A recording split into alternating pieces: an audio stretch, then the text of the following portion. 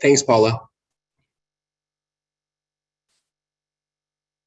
You're welcome.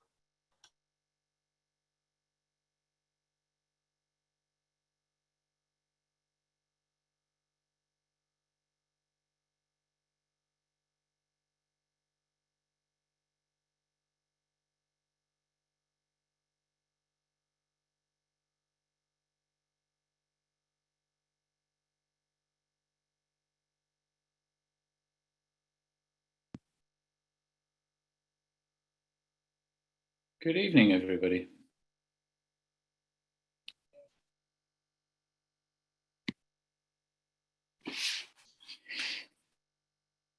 Hey, Maria. Nice to see you. Hi, nice to see you too.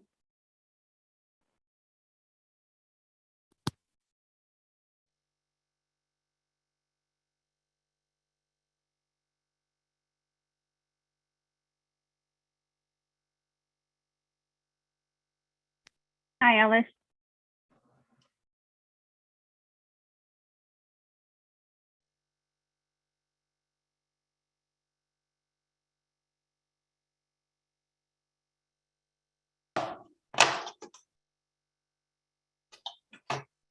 Do we have Cody on already? Yeah.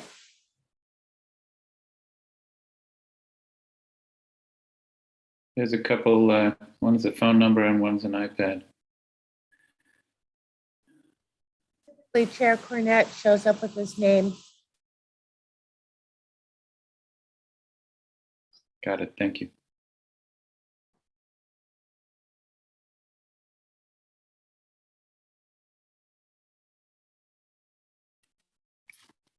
I'll text him. We've corresponded a couple times this afternoon, so he's, There he is. yeah.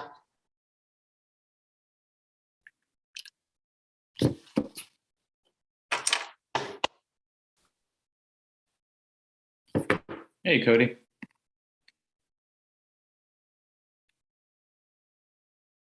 Hey everyone.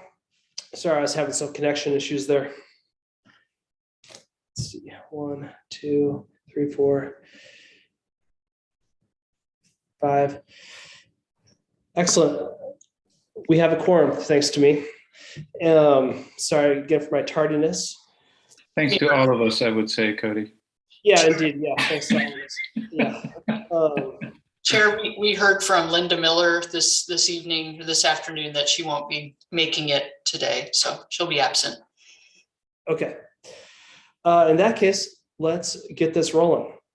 I call this meeting to order. Planning Commission, February 17th, 2022. The time is 5:30. Paula, will you please start with the roll call? And this roll call will include a new member of the Planning Commission, Ms. Maria Pena. Thank you very much for being a part of the group.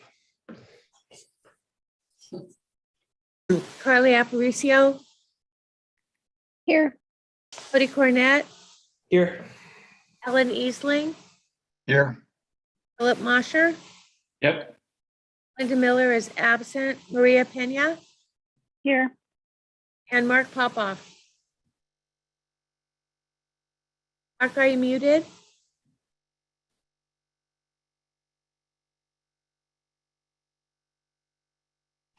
He is muted. Do we know that that's him? I believe so, but 8316. Can you hear me now? yes, thank you. This is Lyndon Bailey. Can you hear me? Oh, are you at 8316? I might You be. I don't have my video on. I'm new to Zoom, so bear with Are me. you for a on the sec. iPad? Yes. Okay, thank you. Excellent. The Pledge of Allegiance, please. I pledge allegiance to the flag of the United States of America and to the republic for which it stands, one nation, under God, indivisible, with liberty and justice for all. All right, next item is approval of the agenda. In the interest of time, since we have two larger public hearings, I would like to move items 7 and 8, which is the staff comments, project updates, and item 8 is commissioner comments and questions, to the end of the meeting, so that we can just roll right into the larger business at hand. If that's okay, I'd like to make that adjustment to the agenda. That's fine with me. Okay, Good- do we need to good with formally me. vote? Do we need to formally vote on that, Alice, or? Yes, All in favor of,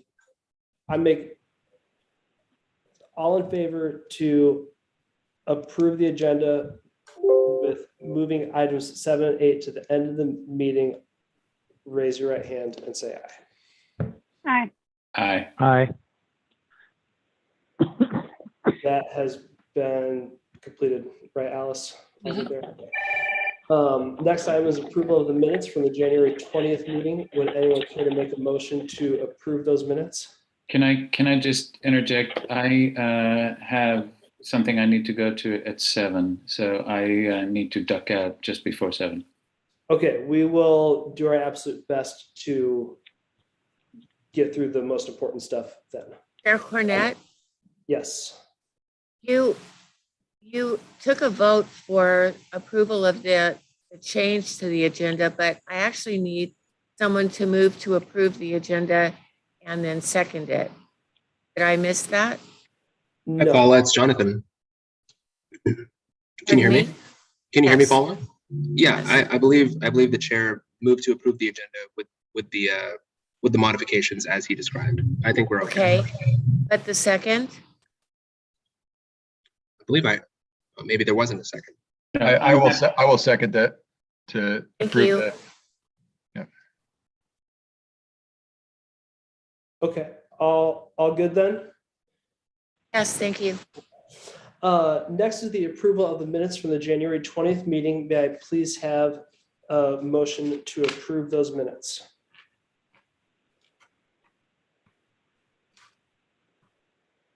I will motion to approve the January 20th minutes. So can I get a I'll second? second that. Excellent. That motion has been approved and that motion has been made and seconded. All in favor of approving the minutes from January 20th, 22, raise your right hand and say aye. Aye. Aye. That is unanimous. Item 6, now is a time for public comment. During this portion of the meeting, anyone may speak on any subject that does not later appear in the agenda. If we have any members of the public on the Zoom call that would like to offer any comment for items not on the agenda, please take the time to do so now. You are limited to 5 minutes, please.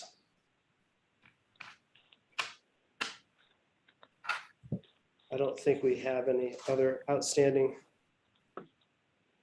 members, so we will move on from that. Into the first larger order of business. This is, excuse me real quick while I get my paper out. This is for Ann and Ben Ring of 801 East 2nd Street. The applicant is proposing to reduce the required parking from 12 spaces to 7 spaces for a mobile food vending pod located at 801 East 2nd Street. Now is the time specified for the Planning Commission to conduct a public hearing. The purpose of this public hearing is to consider the following matter: consideration of adjustment application 055-22 to reduce the required parking from 12 spaces to 7 spaces for a mobile food vendor pod. The substantive criteria upon which the Planning Commission will base its decision in this matter are found in the Dowsing Municipal Code section 10.3.080.040. A public hearing is required by law and certain rules apply. First and foremost, you must be recognized by the chair in order to speak and present testimony. When recognized by the chair, please unmute your microphone and state your name and mailing address for the record. The hearing is required by law to be tape recorded. Generally, the public hearing procedure is as follows. Prior to the public hearing, a determination will be made of the qualifications of the commission members and allow for changes from the audience. And allow for challenges from the audience. I will open the public hearing with a staff report. The purpose of the staff report at this point is to further identify the applicable criteria of the case being considered and to provide background information about the case. After the staff report, we will hear testimony from the applicant. Next, we will hear testimony from the proponents, those persons in favor of the application. And then next, we will hear testimony from the opponents, those not in favor of the application. Next, there will be testimony from anyone else who wishes to offer testimony or ask questions, either for or against, but preferably more neutral and just inquisitive. Then, to honor the right of rebuttal, we will hear again from the proponents. To expedite the hearing, the commission members may ask questions of any person as they testify. When this process has been concluded, we will close the public testimony portion of the hearing. During the hearing, some important standards apply. First of all, those who testify must hold their testimony to the decision criteria. As in all land use hearings, there are a complete set of rules, procedures, and criteria we must follow. Second, failure to raise an issue accompanied by statements or evidence sufficient to afford the commission members and the parties an opportunity to respond to that issue precludes an appeal to the Land Use Board of Appeals based on that issue. Third, the failure of an applicant to raise constitutional or other issues relating to proposed conditions of approval with details specific enough to allow the city to respond to the issue precludes an action for damages in the circuit court. Fourth, prior to the conclusion of the public hearing, any participant may request an opportunity to present additional evidence, arguments, or testimony regarding the application. If such a request is made, the law states the commission must grant the request by either continuing the hearing to a time and date at least 7 days from the date of the initial hearing, or the record must be kept open for a period of at least 7 days. These are the rules. Are there any questions?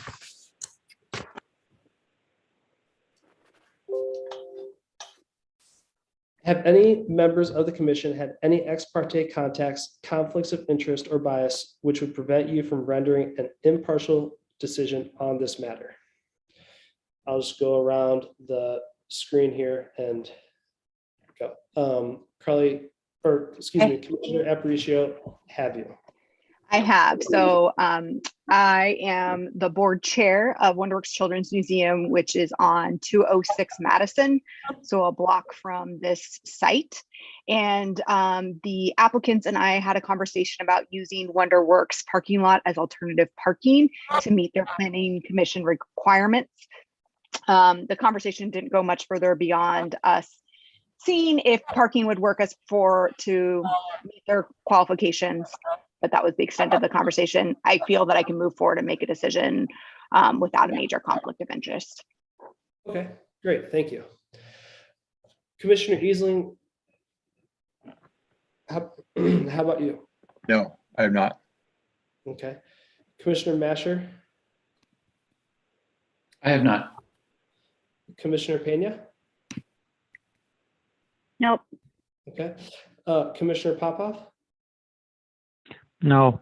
Okay, I have also not had any conflicts of interest or bias that prevent me from rendering an impartial decision on this matter. Does anyone in the audience wish to challenge the qualifications of any members of the commission?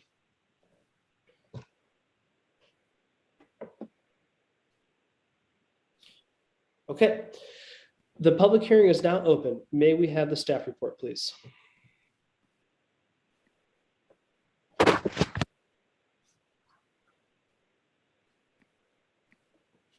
Apologies for that delay there. Thank you, commissioners. Joshua Chandler, Community Development Department. As mentioned, the first item on the agenda today is an adjustment application 0522-1 055-22.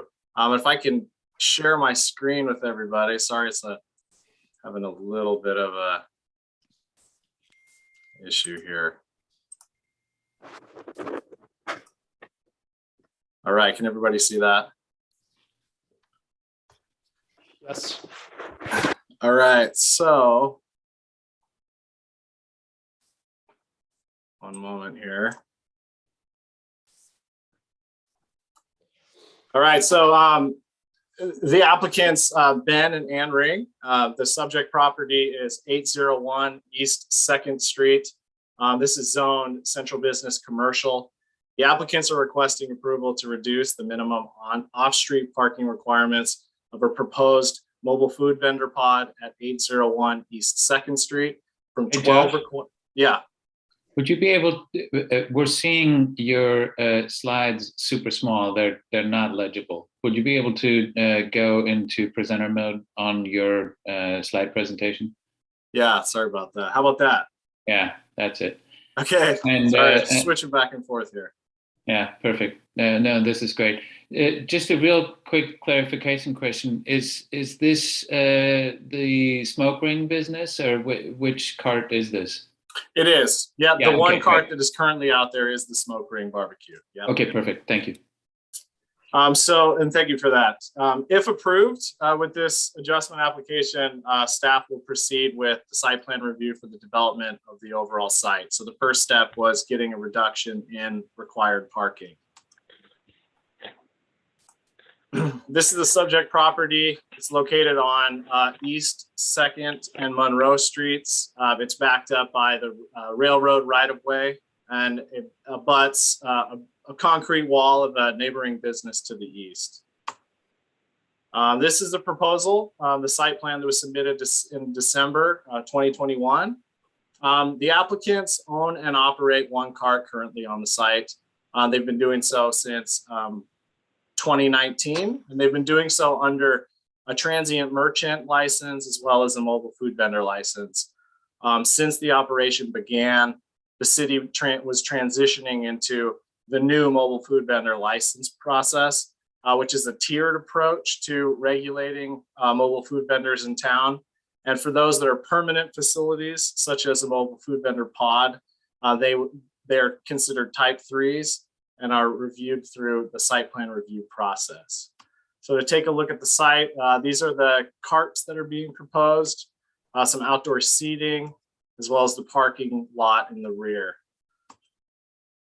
So mobile food vendors are not listed in the parking requirements in the Dallas Municipal Code. Therefore, staff uses a use type restaurants without drive-throughs, and this has a parking ratio of 7 spaces per 1,000 square feet of floor area.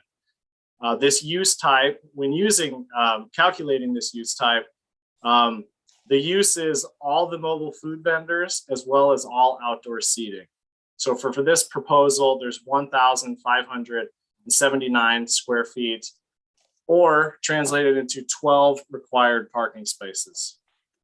One thing to point out is 10.6.070.020A. When a regulation is expressed in terms of a minimum requirement, any fractional result will be rounded up to the next consecutive whole number. So as you see, the calculation at 1,579 square feet is actually 11.053, but that must be calculated up to 12 spaces. Hey, Josh. Yep. Do you want questions and comments on these points as you speak, or should we collect them and we'll do it at the end. Yeah, we'll touch on everything at the end of the presentation. So this is proposed parking. The 7 spaces in the back, as mentioned, there's 12 parking spaces required. This would result in a 42% reduction requested. Reductions, off-street parking reductions up to 50% are processed as quasi-judicial adjustments. The criteria for quasi-judicial adjustments are listed below. We'll go over each in the following slides. The first is A6, which application of the regulation in question would preclude all reasonable economic use of the site. So in the applicant's opinion, providing all 12 parking spaces at this site would have a negative impact on the overall use of the site. To look at these at 2 different plans here, on the left-hand side, the one that was submitted most recently in December 2021, as well as the original plan that was submitted July 2021. This is the area that was impacted that was required to be modified by providing parking. The Dallas Municipal Code states that there's an estimated, it uses 350 square feet per parking space. That's to include the stall itself, access areas, maneuvering areas, as well as the aisle. Requiring 5 additional parking spaces for this site would total 1,700 square feet of additional space just to accommodate those parking spaces. And this is an average, of course, used with that estimate. This additional space would most likely result in the loss of landscaping, loss of open space, as well as the loss of revenue due to the possible relocation or removal of 2 food carts that are shown on the plan here. Staff has determined that the request for this reduction of 5 spaces is beneficial for the economic viability of the applicant's continued operation and growth of their overall plan. So criteria A7, granting the adjustment is the minimum necessary to allow the use of the site. So the applicants have stated that their overall vision for the site is to provide an open air downtown space, downtown backyard feel, retreat, if you will. The applicant's opinion that in removing, this is by requiring additional parking, they would be removing some of these green spaces that they currently have and that are currently working for their site. However, they have, since they originally submitted, they have had to modify their plan multiple times to try their best to meet these parking requirements. And in doing so, they managed to keep their street-faced pedestrian-oriented design. It's facing on Second Street. But in doing so, it also resulted in, as shown in the slide before, probably an impact of about a third of their property. This is a current, a couple months ago, I think I took these pictures. So this kind of gives you the feel of the overall design and that backyard retreat that we were talking about earlier. And staff has determined that granting this adjustment is necessary to allow the applicants to continue to grow with this overall vision of their site, to have this open air meeting place downtown. The next criteria is A8. Any impacts from the adjustment are mitigated to the extent possible. So in the time that the applicants have been in business, they've noticed a minor impact on on-street parking, with on-street parking. They've observed that their use has become more of a transient type of use. And this is a use where people are calling ahead for their orders. They're picking up to-go orders. They're on site. I will touch on it more, but they're not on site for very long. And also something that plays into the transient nature is just the seasonality of these seating areas. The ability to use outdoor seating all year long may not be practical. And for reference, staff has mentioned this use type uses outdoor spacing, outdoor seating in the overall floor area. Well, to get another perspective, staff removed the outdoor seating and calculated, in just doing that, just calculated the mobile food vendor spaces, which comes out to 789 square feet. And if you're doing that, then this lot would actually only require 6 parking spaces. Therefore, the 7 they're proposing would meet. Staff determined a parking space reduction for the site will be mitigated due to the fact that practical demands of the site associated with the transient and seasonal use of the subject property. Next criteria, B1, provide adequate provisions of light, air, and privacy to the adjoining property. Once again, looking an aerial view. As you can see, it's rather open on 3 sides, and they butt up against a concrete wall on the other. So staff has determined this reduction request will not impact the light, air, and privacy of the property to the east.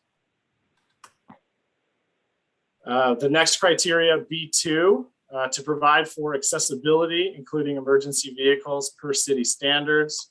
Take another look at the site plan. There's 3 access points into the site, 2 of those being pedestrian. 1 in the rear is the vehicular access for the parking area. They will also be requiring and proposing 1 ADA parking space. Staff has determined this request will not impact the accessibility or emergency access to the site. Next criteria. Josh, can I ask real quick on that detail? So those parking spots are not available from First Avenue, accessible? They are not. No, this property butts up to the railway in the rear. Oh, I see. I have a question. Where's the actual access to the parking lot? Is that off of Monroe Street? It's on Monroe. Yep. Okay. So the next criteria to discuss, B3. It would result in a development that conforms to the general character of the neighborhood or zone district. As we saw in some previous pictures, it's definitely a development that is, pedestrian first and car secondary. And in the intent of the CBC zoning district is to provide more of that, a vital pedestrian-oriented center to the community. Staff has determined, apologies. Looking at it again, staff has determined that this reduction in total parking spaces and siting the parking lot in the rear of the parcel promotes more of a pedestrian-oriented development, thus conforming with the general character of the CBC zone. And then the final criteria is if a reduced number of parking is requested, provide adequate parking based on a parking demand analysis, or supplement on-site parking with joint use agreements. The applicants are able, in the time that they've been there, to provide firsthand experience of what's going on out there. These are estimates. This pie chart is 100% an estimate, but this is what the applicants have observed in the time that they've been there. They've observed in the larger area that people are really on site for less than 15 minutes. They observed it. This further demonstrates the transient nature since they began their operations in 2019. The applicants, whenever there's an event, they work to coordinate these events with neighboring businesses to avoid any impacts. And the city, since they've been operating, the city has not received a complaint regarding excessive use of parking. So from the information provided by the applicant, staff has determined the 7 parking spaces are adequate to accommodate this use. And lastly, providing some alternatives for the commission. The first alternative is staff's recommendation, which is approval of adjustment 055-22, a request to reduce the minimum off-street parking requirements from 12 spaces to 7 spaces. The other option would be a denial of adjustment 055-22, which is the same request, and to direct staff to prepare a resolution of denial with findings concerning Planning Commission's decision. And with that, this presentation is complete, and I am more than happy to answer any further questions. Excellent. Thanks, Josh. Yep. Any immediate or outstanding questions from the commission for Josh while this is all staff reports fresh in our mind? I have one question. This is Philip. And it's not necessarily to Josh, but maybe more to Jonathan, and that is just the legal situation. Would granting this request create any kind of legal liability for the city? Yeah, I guess that's where it ends. Hey, Philip. Thanks for asking. It's my understanding that this is an adjustment pursuant to our Ludo. Off the top of my head, I can't see how granting this request at staff's recommendation would cause liability for us. I think unless Alice wants to chime in, I can't think of one. Commissioner Masher, thanks for the question. We don't see any liability that would result from granting this adjustment. Okay, perfect. I have a couple comments, but no questions at this point. Okay. Let's hear from the applicant, and then we'll wrap everything up with more comments and questions as they come up. We will now hear from the applicant. Please state your name and address for the record. Hello, my name is Ben Ring, and I live at 3443 Columbia View Drive here in the Dalles, Oregon. And I first want to thank Josh for putting together a very concise presentation that's much appreciated. And I would just urge the commission to consider this for approval going forward, so that we can continue with development.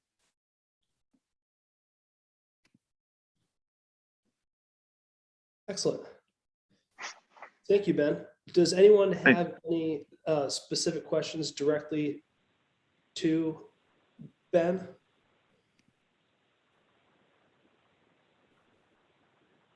No? Okay. Thanks for that, Ben. Does anyone wish to testify, aside from Ben, in favor of the application? If so, please state your name and address for the record.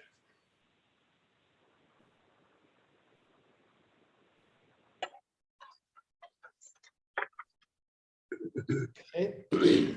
Does anyone wish to testify in opposition to the application? If so, please state your name and address for the record.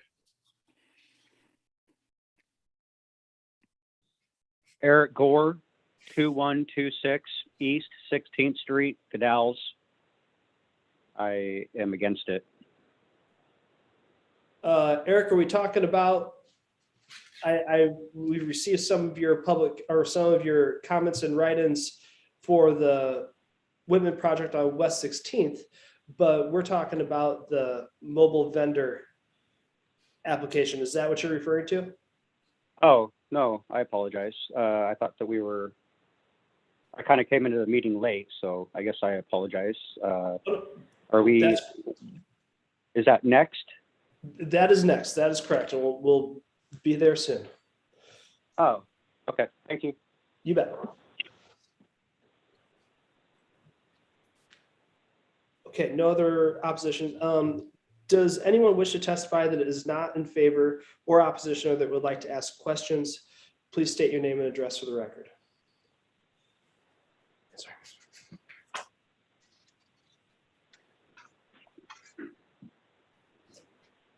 Okay.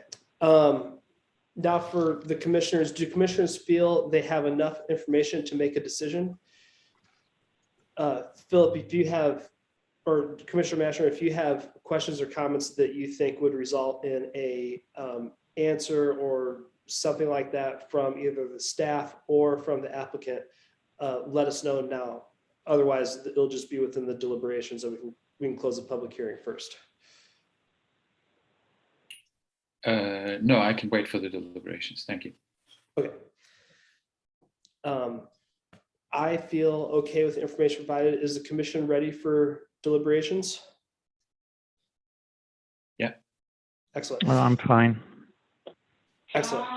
If so, the public hearing is now closed. Let's close the public hearing. As far as the commission discussion, again, let's go around the screen here. Commissioner Masher, you are first, top left. Yeah, thanks, Josh. I thought the presentation was really detailed and made some really good points. The one thing that I noted down when you were talking in the beginning about the fact that we don't have an ordinance for food carts, and so the restaurant ordinance has been applied, and at that point I hadn't yet heard where the staff recommendation goes.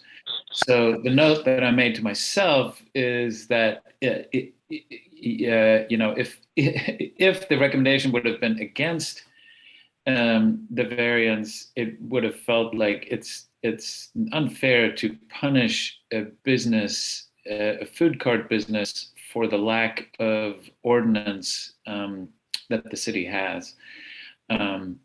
Because of course, a restaurant has different parking requirements than a food cart. But you made that point very well, and that was immediately what came to my mind, that the time frame for parking for a food cart would, for all natural reasons, be really different than a restaurant.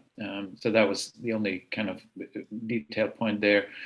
And then overall, I have frequented that food cart several times, and I think they are doing a fantastic job. I think they've really turned that spot around from a bare, empty spot in the middle of downtown to something that is inviting for all. And I think in general, food carts are really good for the Dalles. You mentioned it, Josh. They promote foot and bike traffic. They're also a really good, affordable source of, in this case, and in several cases, really high quality food. So I think they are on many levels really good for the Dalles. So I'm wholeheartedly behind the staff recommendation of allowing for this variance. Thanks. Excellent. Commissioner Popoff, any additions, comments, thoughts?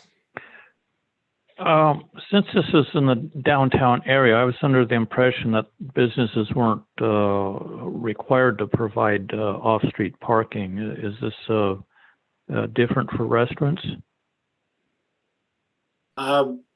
Commissioner Popoff, to answer that question, there are areas in the downtown that are not required to provide off-street parking. There is our CBC2 zone, as well as a parking area that was established in the 80s. This property just so happens to be outside of both of those areas, therefore does need to provide parking, off-street parking. Oh, okay. Got it. Commissioner Aparicio, do you care to, any thoughts, comments? I think Commissioner Mosher summarized it really well. Staff did a great job with the report, and really, I look forward to more options to dine downtown. Yes. Commissioner Easling? Don't have any additional comments, but I'm in favor of the staff's recommendation for approval. Excellent. Commissioner Pena? My only comment is a really good food place, so no, I'm in favor. Okay, excellent. I don't have anything to add aside from Alice and I were, or excuse me, Director Cannon and I were discussing just the agenda previous to this earlier in the week. And I think that there are some items in regards to, some items in the codes in regards to food trucks, mobile food vendors that we'll be touching up on here in the future. So we can all look forward to that. In that case, is the commission ready for a motion? And if so, may I please have a motion to move forward? A motion to approve adjustment application 055-22. Excellent. I'll second that. All right, many seconds. We love that. All in favor of the approval of adjustment application 055-22 of Ben and Ann Ring to reduce minimum off-street parking requirements of a proposed mobile food vendor pod from 12 spaces to 7 spaces, a 42% reduction. This is resolution number PC 600-22. Raise your right hand and say aye. Aye. Aye. Aye. All ayes. Any nays? No nays. So that is unanimous ayes. And that is great. All right. Moving on to the next item. This is 9B, application 032-22. I'll read again. Now is the time specified for the Planning Commission to conduct a public hearing. The purpose of this public hearing is to consider the following matter: consideration of appeal application number 032-22, and appeal of the January 13th, 2022 administrative decision denying a request to partition one lot into 3 lots. The substantive criteria upon which the Planning Commission will base its decision in this matter are found in the Dallas Municipal Code sections 10.3.020. Chair Cody, Yes. I'm sorry to interrupt you. That's okay. That is, sorry, I provided a different substantive criteria list to the planning department earlier today that I believe that you are not reading. And so, Alice, do you know what I'm talking about? I will email it to you, Chair. Okay. Thank you very much. I'm sorry for interrupting. That's okay. We want to be perfect, so it's good. Thank you. Alice, I am on standby. And Jonathan, Jonathan, do you, so there's 320-080 and then 920-20. Is it not those? Nope. Okay.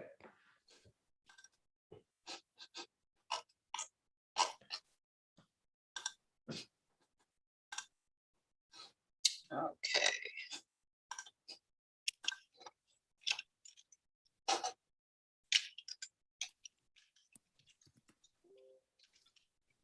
Sorry for the delay. That's okay.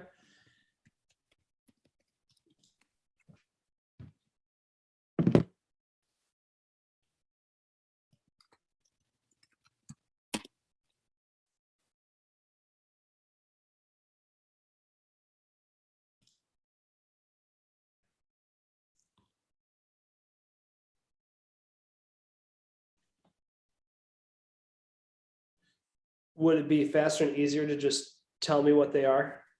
I just sent it over, Okay, got it. so you should have it. And if, listen carefully, Josh and Jonathan, to make sure that the list is correct.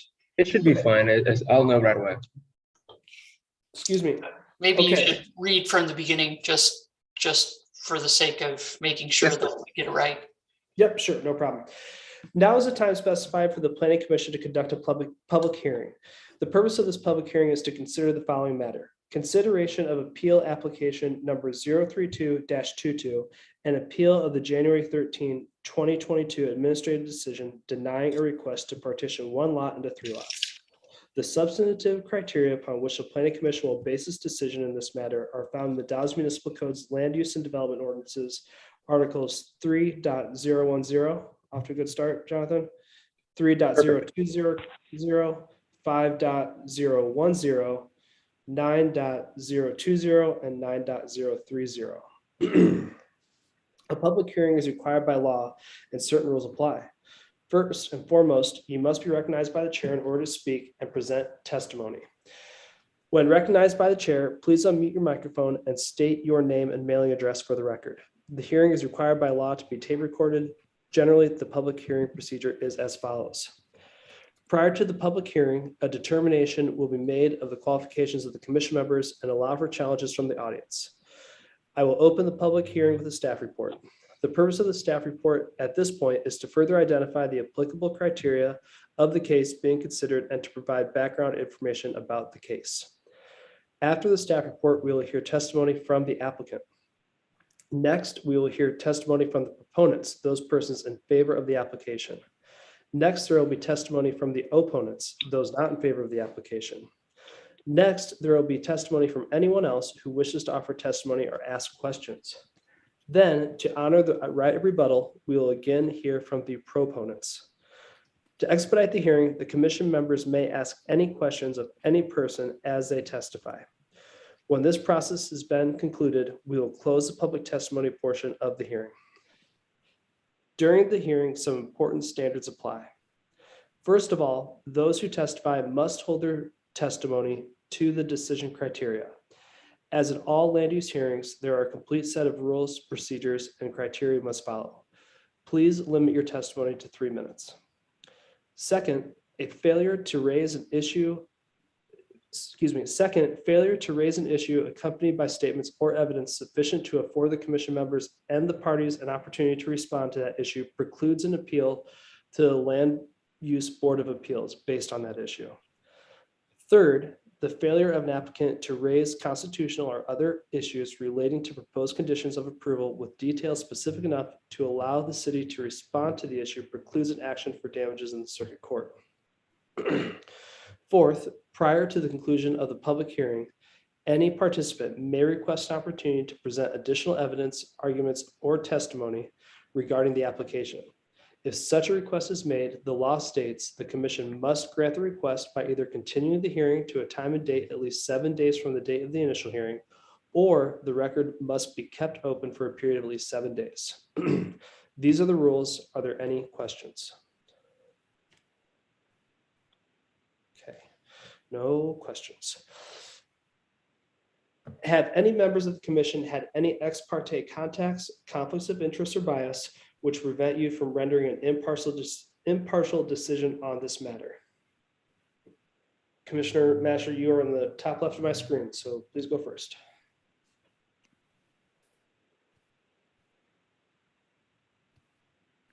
I work with Ken Whiteman, so I wasn't aware of this request before and have not talked to him about it. So I don't feel that I'm in a biased position, but I do feel that it's my duty to disclose that we are brokers in the same agency. Okay, thank you for that.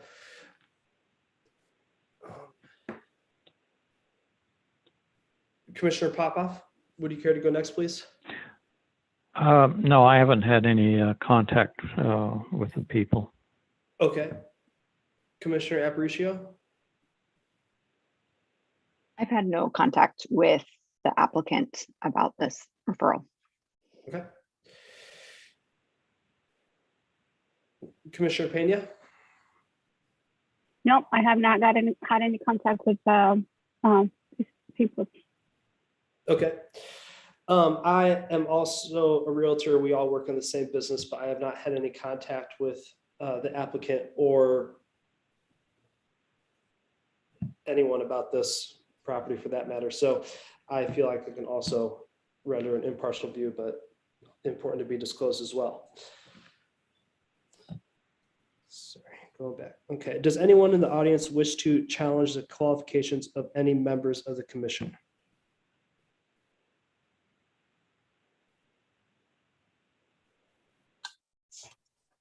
Okay, no one's jumping off unmute, so moving on from that, everyone's participating, all commissioners are in. The public hearing is now open. May we please have the staff report? Thank you, Chair Cornett. I'm gonna try to share my screen again. So Commissioner Mosher, tell me if we're doing all right here.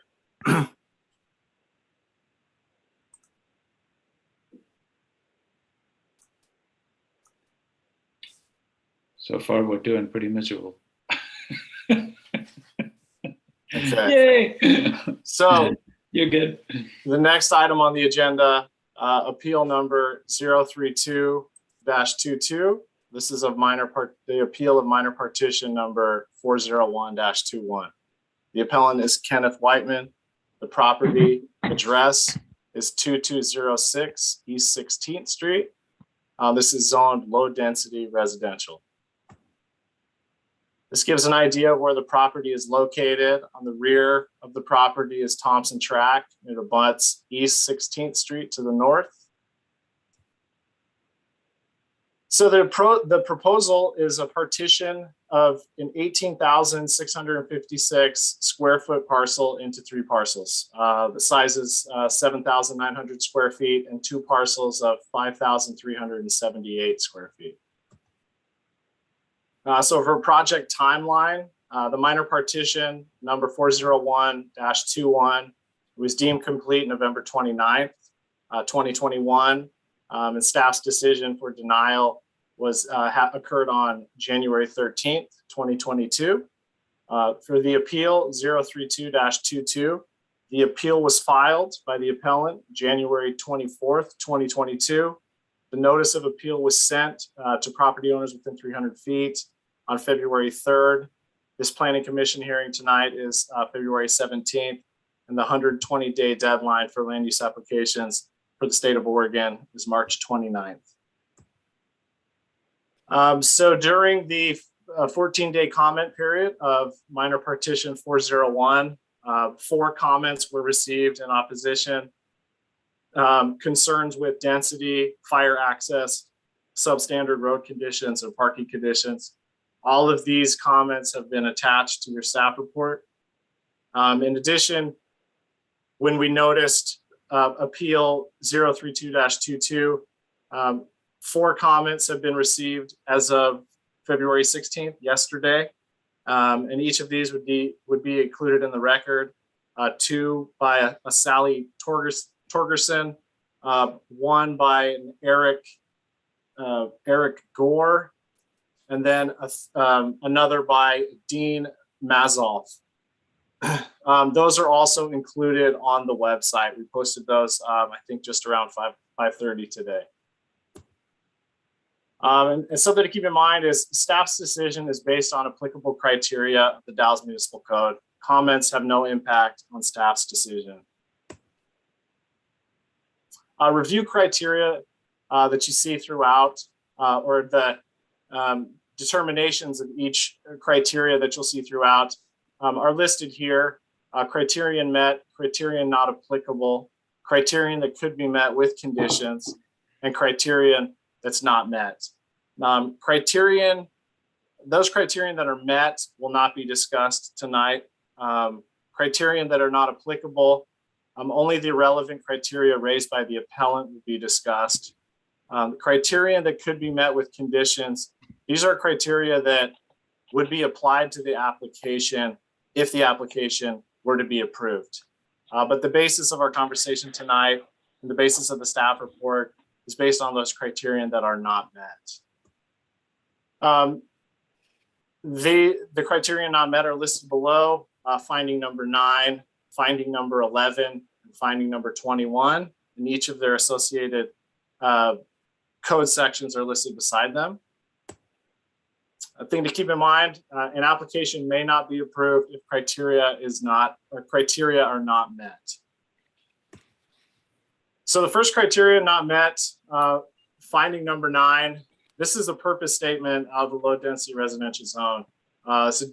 This district implements low density residential comprehensive plan designation, which allows for a range of 3 to 6 single family dwelling units per gross acre. And we'll touch on the rest of this purpose statement in following findings. So we wanted to touch on density, clarify density. Density is listed. The Dallas Municipal Code defines both gross and net density. Gross density is the total number of dwelling units per total area, and a net density is the total number of dwelling units per developable area. So it's an area that total area minus roads. And as a reminder, what we were looking at, the code is specifically references gross density. So in looking at the two, just to relate the two, this is net density of a parcel of the proposal. And this would be a gross is the net area, but you also add in half of the right of way. So this entire area here is actually the gross area of the parcel. So in calculating the gross density, we looked at gross density and net density just to continue to provide that information all the way through the report. Both of these, you would take the acreage, multiply it by 6 units, which is the maximum density as listed in the purpose statement, and it 2.91, and it rounds down to 2. And then net density is 2 units rounded down from 2.58. So the thing to keep in mind here is that when a regulation is expressed in terms of maximum limits, any fractional result will be rounded down to the next lower whole number. So as you'll see, the gross density is at 2.91. However, it gets rounded down all the way to 2. The appellant raised some questions regarding the denominator or the what we use, what staff uses to calculate density. And density is calculated on a per development basis. It's not only is it practical, but this interpretation is consistent with the Comprehensive Plan Policy 5, Goal 10, as well as Dallas Municipal Code 10.9.020.020 DB8. Both of these, they reference a specific development with no additional land under consideration. Density is not calculated on underlying zoning district, subdivision, or block. This is, looking at anything other than a per development basis. It's impractical, it's flawed, and it's not clear and objective in the case of a subdivision. For instance, the underlining district here is the low density residential zone. This is about 1,800 properties around town. Some of these are created prior to current comprehensive plan density ranges. It is staff's duty to ensure all development proposals comply with specified density ranges. It's not our duty to compensate for past land divisions that may or may not meet these density ranges. And then in looking at a subdivision has no real spatial context to it. It's rather an idea, the word subdivision itself. So therefore, this is not a clear and objective way to measure density. Looking again at the second part of finding number 9, the area in bold, this density does not apply to duplexes. So this is referencing the density range 3 to 6 in the previous sentence. So for this next slide, we recently went through some housing code amendments, and I am going to turn this over to Director Alice Cannon so she can describe more in detail as she worked hand in hand with our senior planner, Don Hurt, with these amendments last year. Yeah, the commission considered over several discussion items / work sessions, some significant housing code amendments last year. The intent behind this grant funded project was to bring our code into compliance with House Bill 2001. Among other things, House Bill 2001 was put into effect to address what is considered a housing crisis here in the state of Oregon, to open up opportunities for middle housing. And one of the key areas that all cities over a certain size, and I believe it's over 10,000, need to provide code compliant with HB 2001. And in essence, if you look at the Oregon administrative rules, if a medium city applies density maximums in a zone, it may not apply these maximums to the development of duplexes. The intent behind it, as has been described in many places, is that the single family homes are to be treated the same as single family homes, or excuse me, duplexes are to be treated the same as single family homes when it comes to maximum density. And if you look at, there was a model code that's been put into effect, implemented by the Department of Land Conservation and Development. And really this model code is if the city had not met its deadline to put into effect the code requirements for HB 2001, then the model code would be implemented in lieu of our code. We did meet the deadline, but really what it says there is duplexes are permitted outright on lots or parcels zoned for residential use that allow for the development of detached single family homes. So it's really treating those two the same. And then our implementing language in the code is in the 2021 Housing Code Amendments, amended TDMC to add to 10.5.010.010, the purpose statement, in which also includes the density provisions for this zone. It says this density does not apply to duplexes, meaning it does not apply to the maximum density. So duplexes are to be treated as single family homes. That's my interpretation, and we have some background to as context for you to understand why that's my interpretation. Great, thank you, Alice. So staff took a look at some additional information provided by the appellant, and it appears staff assumes this is the appellant's interpretation of the language regarding duplexes. An additional option that would meet the this is listed in the notice of appeal. This is a statement from the appellant. An additional option that would meet the requirements of section 10.5.010.010 is to build a duplex on one lot and a single family dwelling on another. As the duplex is excluded from the calculation, the combination of the larger lot and one of the smaller lots would meet the density requirement in section 10.5.010.010.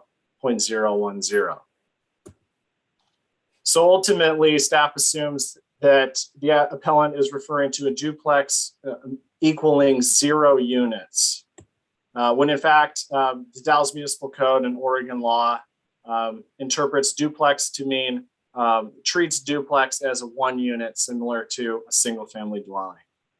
So in the next slide, to take a look at what was just discussed, the appellant's interpretation, what staff assumes to be the appellant's interpretation is on the left-hand side, Exhibit A. That's showing you that on the bottom parcel, parcel A, that's a duplex that's being developed. That would equal 0 units. And then parcels B and C, there would be a single family home, so each of those would be 1. So in total, this would be 2 units. However, the Dallas Municipal Code and Oregon law would allow each one of these parcels to develop either a single family dwelling or a duplex, each of them equaling 1 unit for a total of 3 units. And as a reminder, the maximum density for this parcel is 2 units. So therefore that would exceed the maximum density. So touching on the other 2 criteria that were not met, all land divisions, finding number 11 is all land divisions shall be in conformance with the requirements of the zone district where the division is proposed. So this zone district is the RL zone, as discussed in finding number 9 and demonstrated on the previous slides. The requirements of the RL zoning district cannot be met. Finding number 21, also not met. This establishes this requires a redevelopment plan when dividing residential land. The redevelopment plan shall show street extensions, utility extensions, and lot patterns to indicate how the properties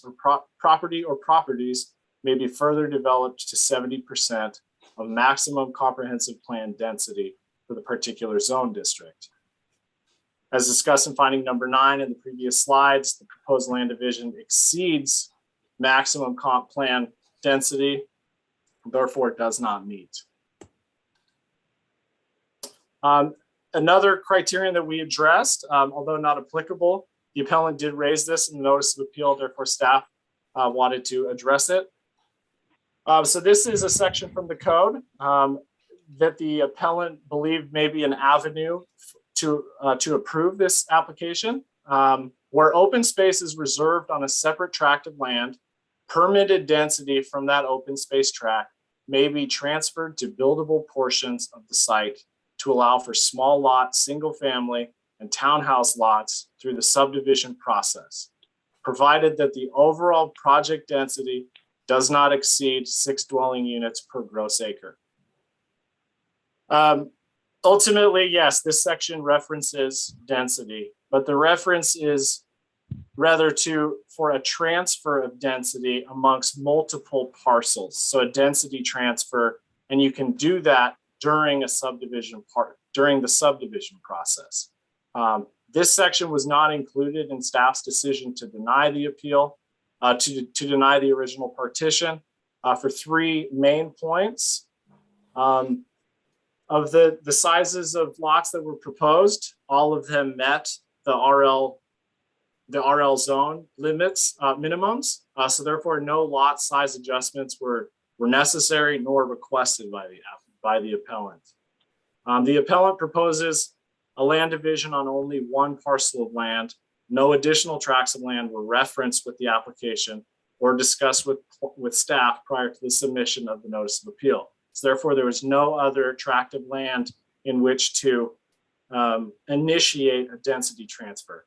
And then 3, TDMC 10.5.010.080 A2 standard pertains specifically to the subdivision process. That is the creation of 4 more lots. The appellant requested approval of a minor partition, which is the creation of 3 or fewer lots. Therefore, this criterion is not applicable.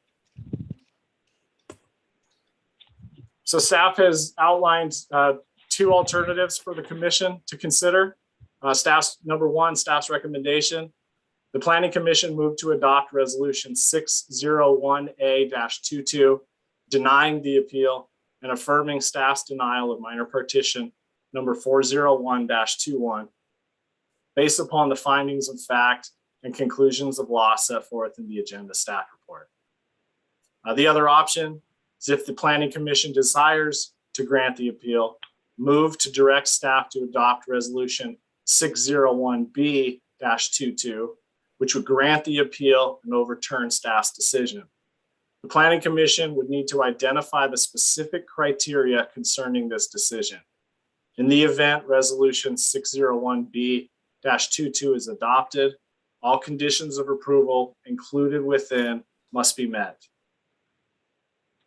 That completes the presentation, and I am more than happy to answer any questions.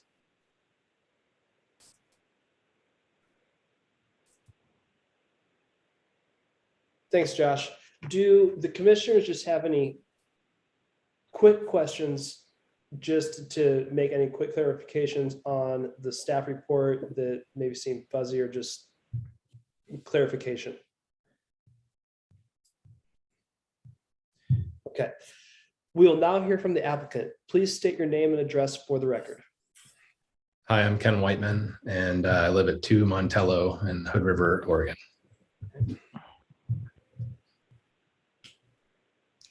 Okay, so I actually did have one question based on the description here a minute ago. So it says that the density calculation is applied to development plans, not subdivision.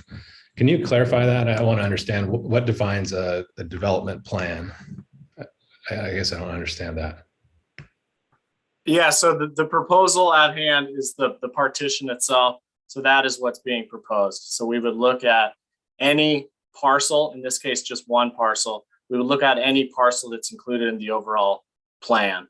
In the event that you were doing a larger development that may include maybe 3 or 4 parcels, we would look at the total density of all those parcels. So essentially, every lot or parcel that's included in the proposal, we would look at that density. Okay. Okay. So this is my wife, Molly Whiteman, as well. So she's involved in this project as well. She lives at the same address. But I'm Ken Whiteman. I'm the founder of Freem Family Brewers here in Hood River.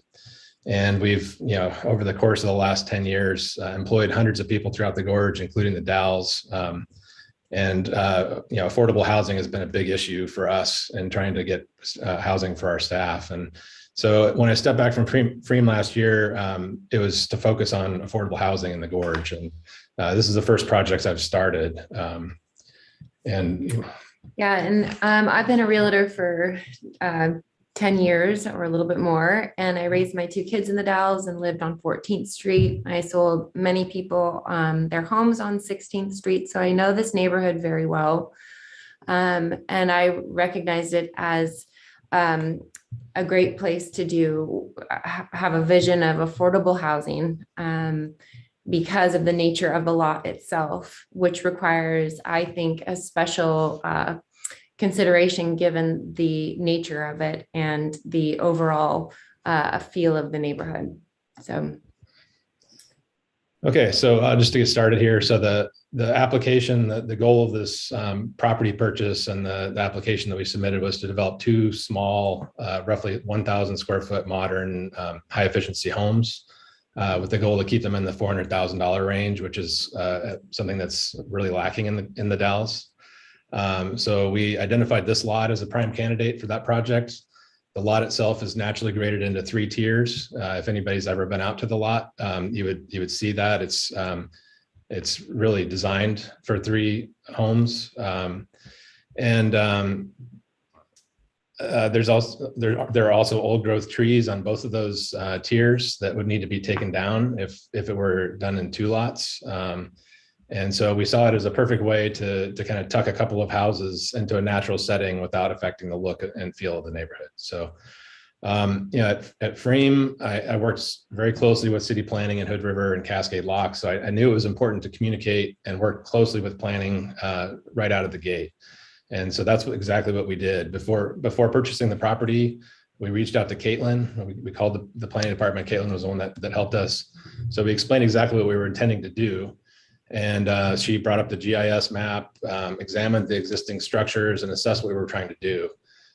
She said that the zoning required 5,000 square foot lots. And so as long as the setbacks were maintained from existing structures, there would not be a problem to partition the lot into 3 total lots.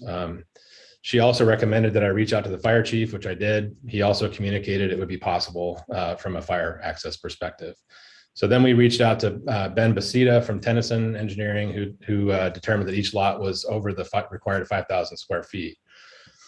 So based on their input, I decided to purchase the property, and I had Ben do the survey and submit the application. The application process proceeded forward, and we sailed through the site team review.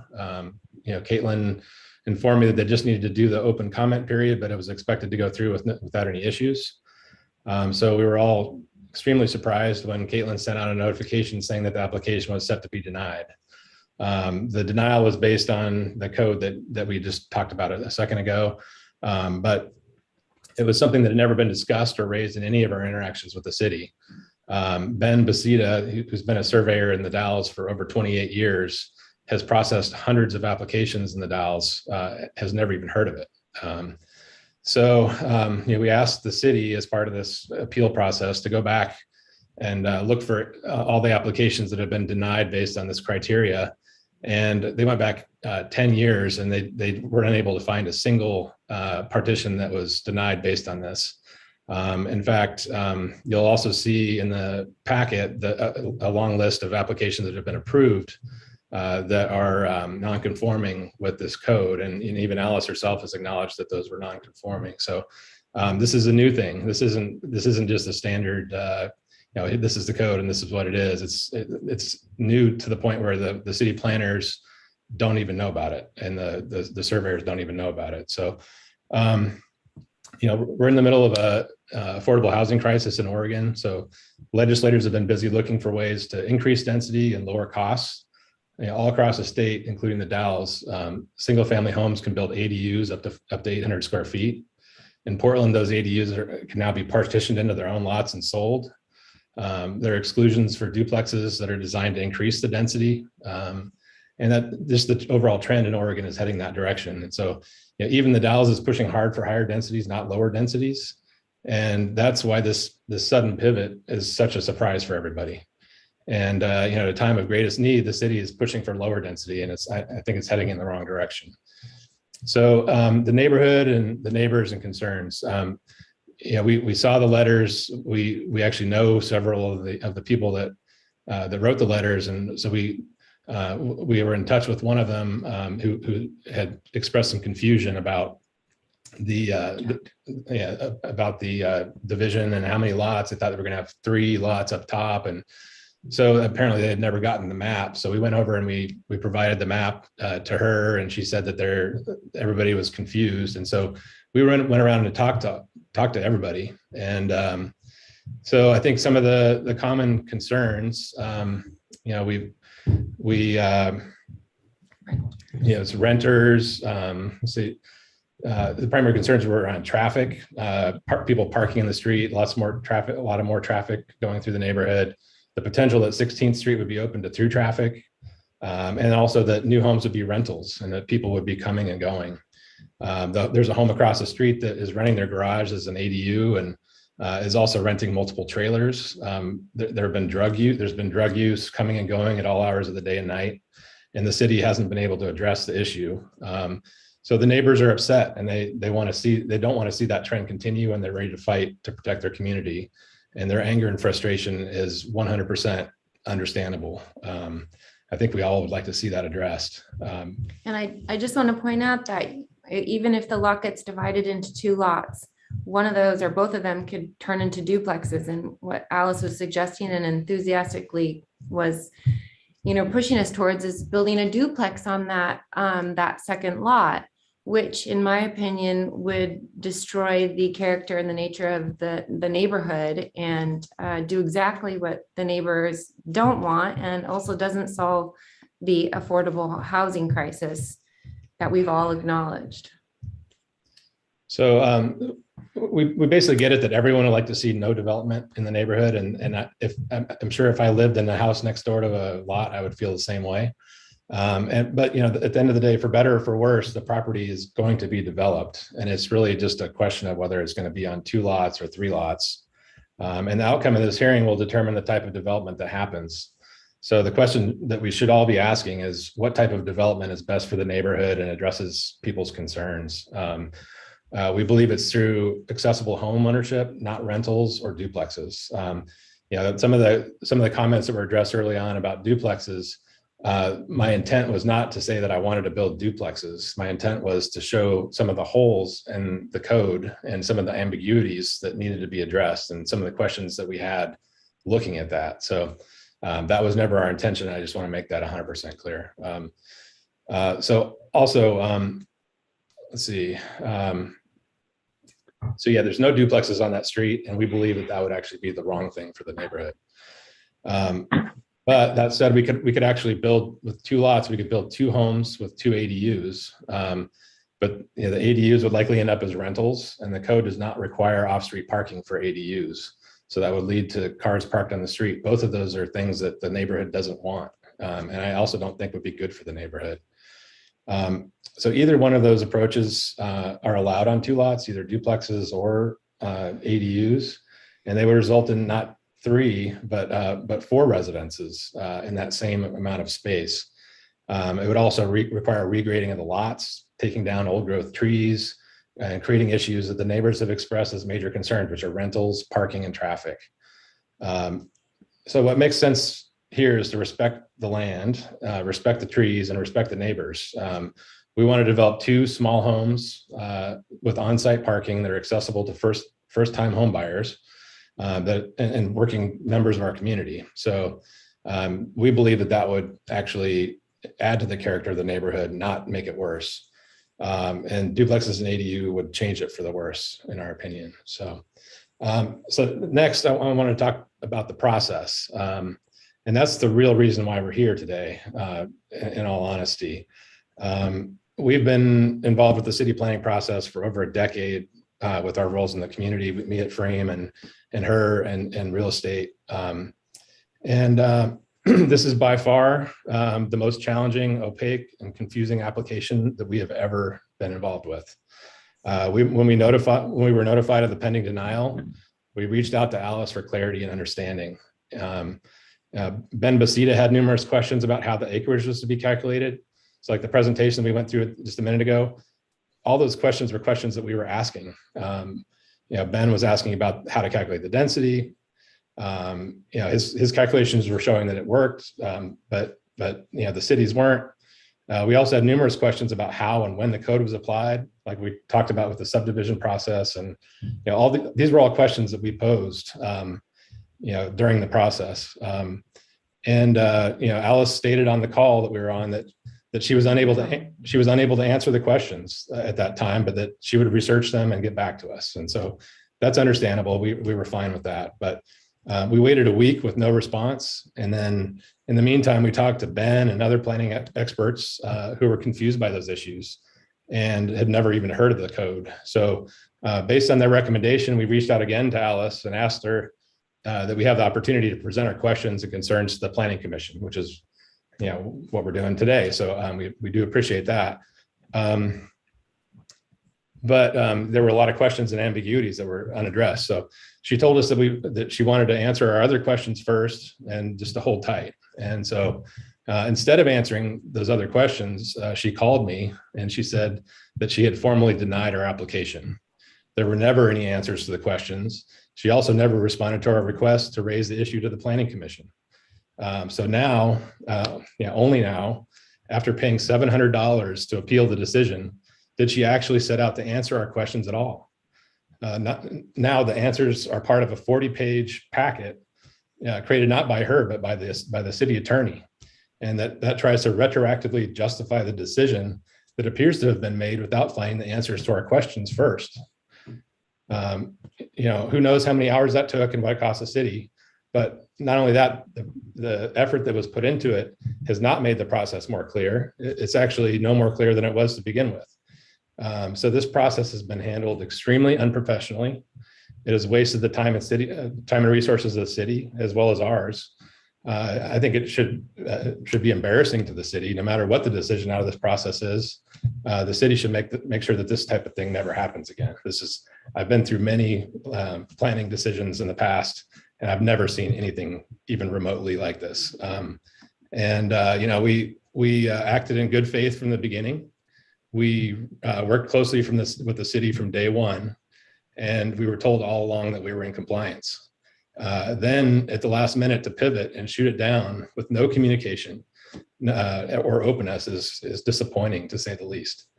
So that's why we're here. And I'm sad that we had to spend our $700 to do it, but here we are. I guess now moving on to ambiguity of the code and some of the questions that we had. So the code references the city's comprehensive plan. It's basically a restatement of the comprehensive plan. Comprehensive plans are typically high-level goals that serve as a roadmap for the city to develop code that supports that plan. In this case, the code does not add specificity to the plan, but it leaves it as a high-level guideline. The Planning Commission is typically responsible for seeing that the comprehensive plan is interpreted into code that's clear and defined that achieves that plan. And so some of the obvious questions that come from the code as it's written. One is, what does this apply to? Does it apply to the overall zone, the neighborhood, the block, the street, individual lots, subdivisions, partitions? So I mean, it doesn't say that. So it takes interpretation to even get to that point, which is probably why the city planners and the surveyors didn't even know this existed. And then, as far as like, when is the calculation applied? Is it at the point of building a home or applying for a permit? And so, I mean, some of these questions have been answered in retrospect now, having come to this meeting, but those were all questions that weren't answered. So when it says it doesn't apply to duplexes, how can it be used to restrict a partition before the type of home has been determined? So, the presentation says it's determined by Oregon law, but at the same time, Alice also said that it's Alice's interpretation, not Oregon law. There's no law that says duplexes are, half the density, or so it's based on some analysis, but, and then I guess the other thing is do you have to have a home on a lot? I don't think so. You can have a lot that doesn't have a home. This application doesn't even ask for what's going on to those properties. So can you deny a partition based on an assumption of a type of home, or that a home will even be built at all? I don't think that's a reasonable assumption to make. And if it is, it should be stated in the code. It should be clear what the answers to these questions are. So, we now have a situation where the city attorney is in the position of trying to justify a decision instead of supporting the creation of code that makes this process clear, easy to follow, and easy to understand. So, in this case, even the city planners didn't know of or understand the code. Alice, who's in charge of community development, was unable to answer the questions in our call and had to rely on the attorney to answer them retroactively. And Caitlin wasn't even aware of the law when we talked to her to make the decision on making this purchase. So clearly work is needed to get before this code is used in the city's development process. It's not ready for prime time. It's never been used before. It's got a lot of ambiguities. The planning group should be the one to decide how this gets rolled out. If we really are focused on trying to reduce density in the Dalles right now, then it should be clearly laid out. And just to put things in perspective, with this new ambiguous code that's being proposed, this application is shy by only 654 square feet out of a half an acre for the entire 3 lots. So we're splitting hairs to shoot this down based on that code that's never been used before. So, in summary, Molly and I carefully selected this property as a test bed to do affordable housing in the Dalles, a problem that needs to be addressed. We had hoped to extend that effort into the future through other developments. And, we acted in good faith. We did our research. We involved the city at every stage. The city chose at the very last minute to begin enforcing code that, to our knowledge and theirs, has never been enforced before. Code that even the city planning staff themselves were unaware of and unable to answer basic questions about. So, the city's choice to do that does not lead to a better outcome for anyone. In fact, we'd argue the contrary. The city's choice will lead to higher disruption of the neighborhood, result in outcomes that are the very things that the neighbors have expressed concerns about: on-street parking, transient renters, higher density, not lower density. So make no mistake, this restricting this to 2 lots will not stop it from being developed. It'll only add financial incentive to increase the density on the 2 lots. While Molly and I don't have the desire or vision to develop duplexes or high density rental housing, we'll have to sell the lot, and the people who buy it will have strong financial incentives to do that. And I think it would be bad for the neighborhood to do it. So when you consider the natural contours of the lot, the trees, the neighbors' concerns, there's really only one obvious outcome that benefits everyone. And that's, it benefits the city through higher taxes. It benefits the neighbors through higher property values, and the neighborhood by conforming to the single family layout that exists there today. So, we ask that you approve the application, as the community development department indicated they would from the very beginning. And also ask that, if you really intend to reduce density during an affordable housing crisis, if that's really the goal of the Dalles, then as a planning commission, please dedicate the time to make the process clear, help train the city planning staff so when they talk to people that are trying to make big purchases, that they know what to expect. And then also communicate with surveyors and developers to ensure that future projects don't run into the same issues. So anyways, that's what we have. Do you have anything to add to that? No, other than I think that it's really important for people to understand the nature of the lot. It's not just a linear lot. It has 3 natural tiers. To divide it into 2 was going to require a huge tree being cut down and then the lot being leveled. And I think it's hard to look at this and make a decision without seeing the lot and what we're talking about, to understand that we don't have any intention. And I don't think it's a good idea to split the lots into 2 and then put a duplex on there. I just don't. And I would hope that you guys would take that into consideration. And, it originally met all of the criteria, and then we were all shocked by this new code that's never been applied before. So anyway, thank you for your time. All right, thank you both for that. Thank you both for that. Moving on, does anyone wish to testify in favor of the application aside from the applicant? If so, please state your name and address for the record.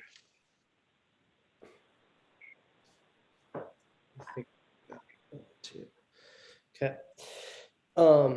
Does anyone wish to testify in opposition to the application? If so, please state your name and address for the record.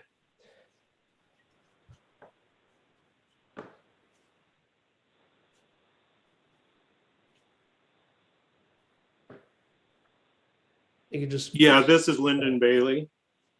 I'm at 2216 and 2218, the neighboring lots to where he wants to develop. It is an interesting situation with the housing in Oregon. I've been here for over 30 years. I've never met either one of you. So talking to the neighbors is an interesting question. I do know that property very well. The Keevers used to own it. I would disagree totally with what you have proposed here. I feel like we're being bullied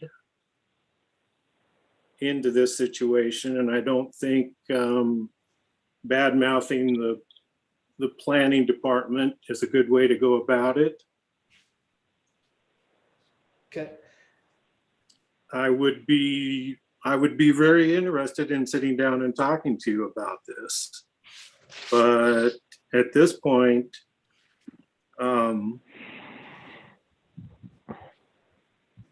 I think that's all I better say. Okay, thank you for that. Let's remember that, first of all, and this is number 1 in this little script that I went through, those who testify must hold their testimony to the decision criteria. As in all land use hearings, there are a complete set of rules, procedures, and criteria must follow. So let's make sure we keep our testimonies to the decision criteria. But regardless, thank you for that input. Does anyone else care to comment in opposition to this application? Testify in opposition, that is.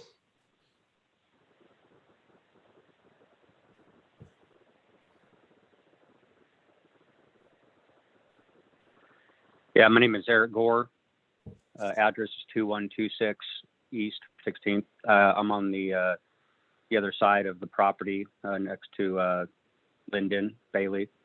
And I agree with Lyndon on the comment. Well, I guess if we're going to stick to the criteria. Alice, I think, thank you for finding that code, and I hope that you stick to your guns. The Planning Commission sticks to their guns on the denial.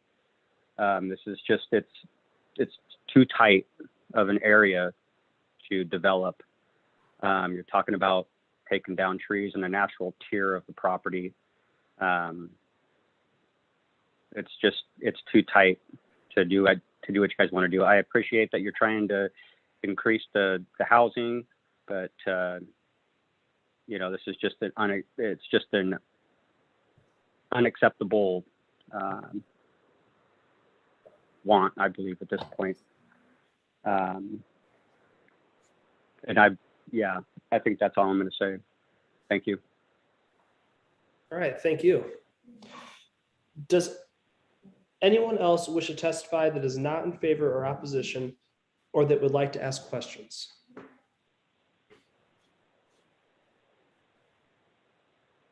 think we're running out of people on our screen here, so we're going to move on. Do any of those in favor of the application wish to rebut argument from the opponents? Once again, state your name and address for the record. Yeah, this is Ken Whiteman again. I don't really wish to, go against their statements. I think they're entitled to their opinions, and I respect that. And that's why we went out to reach out to them this last week. But I'm sorry that we didn't get a hold of you, Mr. Linden. Be happy to reach out and talk to you about it. But anyways, that's all I want to say. Okay, thank you. Do commissioners feel they have enough information to make a decision? Well, I have a question. Is Mr. Whiteman planning on actually building the houses, or is he just subdividing the land? I'm planning to build the houses. I'm actually working with a group that is developing a new housing technology that we're evaluating, and we're considering using that. But it's the intent is to do it ourselves. Okay, quick follow-up. Okay. Commissioner Popoff, I'm just gonna carry on with what you're saying. What is the application for? Is it to divide lots, or is it to build houses? Divide.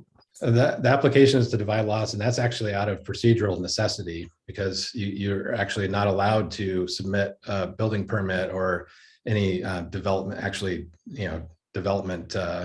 specific applications until the partition is complete. So you can't even decide what's going to go on a lot until the lot's created. Okay. Sorry, Commissioner Popoff, I felt like that was a clarification that I just needed to jump in there. Okay, that's fine. Please continue if you have anything further, Mark. No, that's fine. That's the only question I had. Okay. I do have some questions. This is Philip. So it sounds like the process was quite unclear, and I'd like to hear from the planning department what happened there. Is the way that the process has been explained by Mr. Whiteman, is that correct, or is there a different view of that from the planning department? And so that's to the process, as in all indications that were given sounded very positive, to the point that the property was purchased on those first assertions, and then that was changed. That's the first question. And the second question is, if it's true that this is a code that has never been applied before, why is that? Why is it being applied now? Hi, Chair Cornett and Commissioner Mosher. I don't want to get into process discussions here at the commission meeting, because you have a decision in front of you with criteria that apply to it. And the process is something that is a customer service issue that we can improve on and deal with in the future, but it is not relevant to the decision. So I hate to be dismissive in that way, but I don't want to get back in a back and forth about the process in this hearing, nor do I want to do that with Mr. and Mrs. Whiteman in a public forum. So that's where I'm going to leave the answer to that question. That may not satisfy you, but Mr. Kara can jump in if he feels differently about my answer. I will also say that your second question was about, say that again, can you repeat that one? So my understanding is that this is a code that has not been applied before. Is that true? And if so, why? The packet includes our city attorney's interpretation, which was attachment A to the staff report, and I'm going to have him speak to that. Thank you, Alice. So no, it's actually incorrect to say that this code hasn't been used before in enforcing some density throughout the RL zone specifically. As Alice indicates, I did write a 6-page opinion on this very question, and it's included in the staff report commencing on page, well, 30, but very briefly, in conducting legal research here, and staff approached me before MIP 40121 was denied for an opinion because, well, as you can see, this is quite complicated. And so I conducted some legal research and came to the conclusion that is the subject of this appeal. And so in conducting my research, I was surprised to see the city of the Dalles has already been through this process in the case of Hunt versus the city of the Dalles, which was a case from 2018, which analyzed this very specific provision of the code, and where the LUBA ruled in favor of the city's interpretation. And at issue in that case was whether or not that specific code provision was not whether it applied, but whether staff's interpretation of and the city's adoption of staff's interpretation what was plausible. And so I spent about 2.5 pages of this opinion discussing that issue of plausibility and some of the standards that are applied in reviewing these types of decisions. And I can see why it might appear opposite to the city's position in 2018, that the city's taken a different position now. And so the reason for that is more than likely the fact that Alice Cannon is now the planning director, and in 2018 it wasn't Alice Cannon, and I'm the city attorney in 2022, and in 2018 I wasn't. And so when we talk about that's not flimsy, that is very substantive, because the code authorizes both the community development director and the city attorney to make judgment calls in many cases, and we're afforded a significant amount of discretion and deference when it comes to the way our code and our plan are interpreted. As the chief legal officer of the city, it's my job to interpret our laws, and as the community development director, it's Ms. Cannon's job to implement our land use and development ordinance in the way that she sees fit, so long as it's supported by clear and objective standards. And in this case, it certainly appears that those standards are plausible and entitled to significant deference. And so I've been talking for about 1.5 minutes now, and I don't want to lose sight of your question. And so to answer it simply, this code has been applied. It was the focus of a administrative application that was appealed to this planning commission, which was then appealed to our city council, which was then appealed to the Land Use Board of Appeals back in 2018. It is not some foreign code that we injected into our land use and development ordinance. And so does that answer the question? Yes, so it's been applied once before. Is that correct? It's been applied at least once before. Okay. That is correct. Excuse me, can I respond to that? Is that procedurally okay? John, is it procedurally okay for an applicant to respond to that? Generally, well, let me ask you this, Chair Cornett, did we close the public hearing portion of this agenda item? No, the public hearing is still open.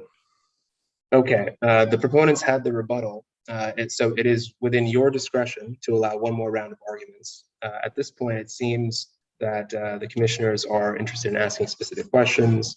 And so we can keep this open, but typically you would want to have just, one more round of arguments. Okay, Ken, do you mind just hanging on to that thought so that we can all get a full lap in and then ask questions? Sure. The only thing I wanted to say is that there's actually a letter in the packet that was sent out. We did a public records request asking for any application denials that have been issued in the last 10 years for citing that code. And the city did an exhaustive research, and they came back and wrote an official letter on city letterhead saying that this has never been used before to deny an application. So I just wanted to point that out, that it is in your packet. Okay.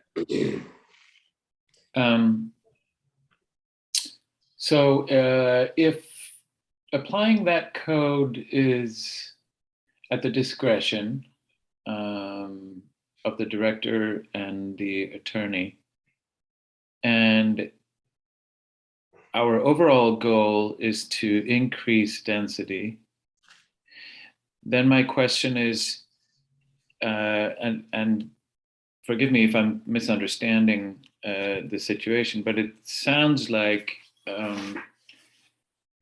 if this lot was divided into 2 lots, there wouldn't be anything there to stop somebody by building 2 duplexes, one on each lot. Is that correct? Chair Cornett and Commissioner Mosher, I just want to make a point. I don't find any part of this code discretionary, and my interpretation was not discretionary. I didn't apply code in a discretionary manner.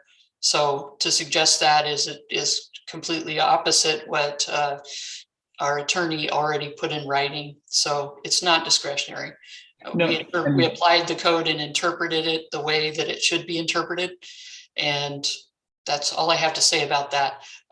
As for whether they can develop duplexes, they can develop duplexes because the state law and the city's code allows for duplexes to be developed anywhere that single family homes can be developed. So does that answer your question?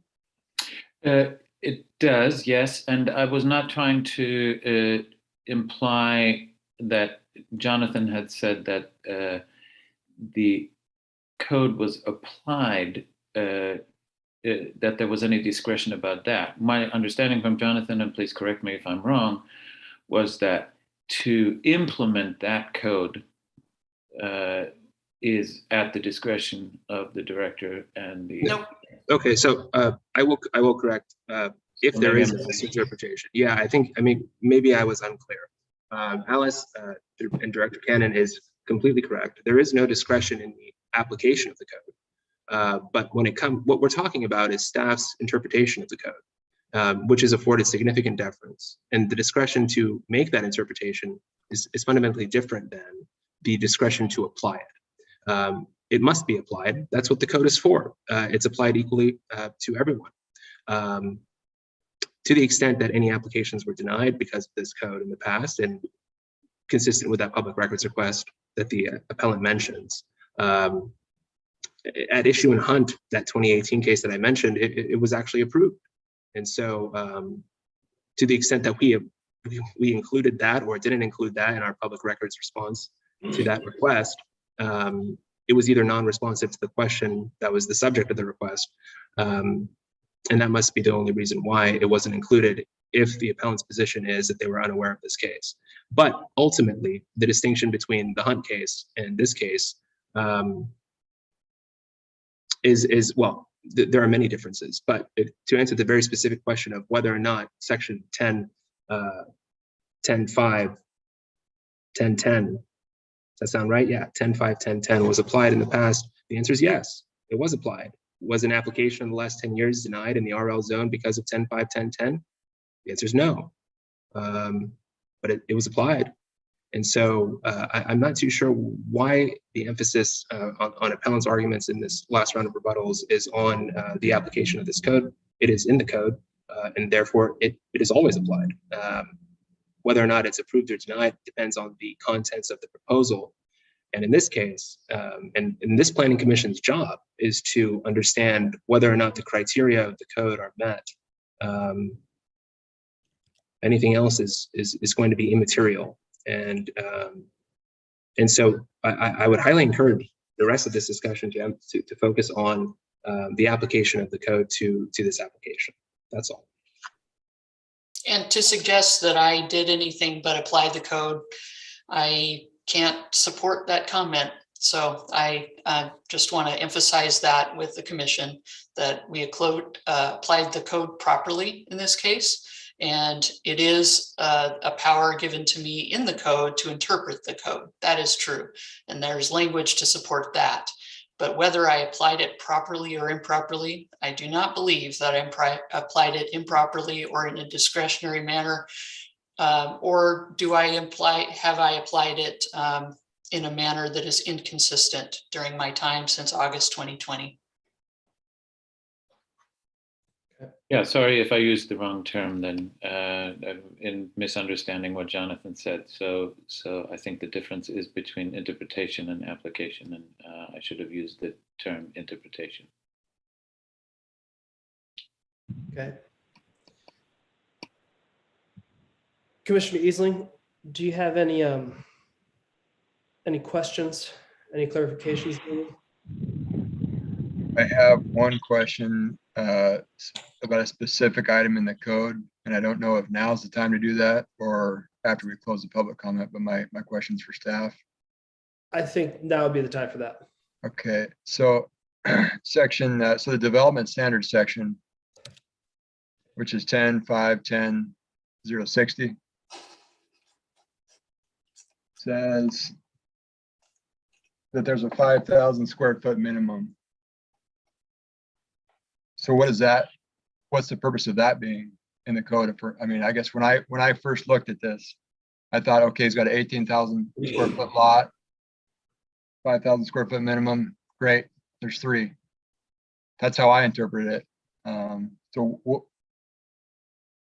what am I missing? How come there's 2 different things in the code there?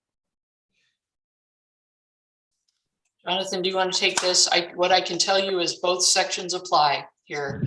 And could it be clearer? Yes, I believe it could be clearer in that the density standards that are contained in the purpose statement, which is 10.5.010.010, could be moved, and maybe they should be in the future. They could be moved into the table so that they're all in one place, but they're not in this case. Both standards apply. You're allowed a minimum lot size for a single family detached of 5,000 square feet, and you're required to meet the density standards outlined in the purpose statement, which is 10.5.010.010. Thank you. And to respond, it's again, I'm not a planner. And so my role here is to interpret the code as presented. We have very capable planners here in the city of the Dalles that could probably answer this a little bit better than I can, but it is my understanding that Commissioner Easling, you're referring to on that very second line, I'm looking at it on my other monitor, that says single family detached 5,000 square foot minimum. Is that correct? Yeah. All right. At issue here is the maximum density of this application. And so, with respect to what Alice just said, both requirements are required. That's why they're both in the code. And in fact, what we're talking about is the distinction between minimum and maximum density. And so, because the position of the city here is that the partitioning of these 0.48 gross acres into 3 parcels, that's going to exceed the maximum density in the zone, which prescribes that 3 to 6 single family dwelling units per gross acre limit. And it is not to say mutually exclusive of that 5,000 square foot minimum lot size. Just as Alice indicated, both requirements are present, and so both must be applied.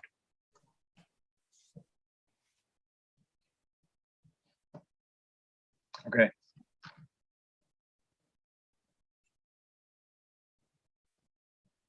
Okay.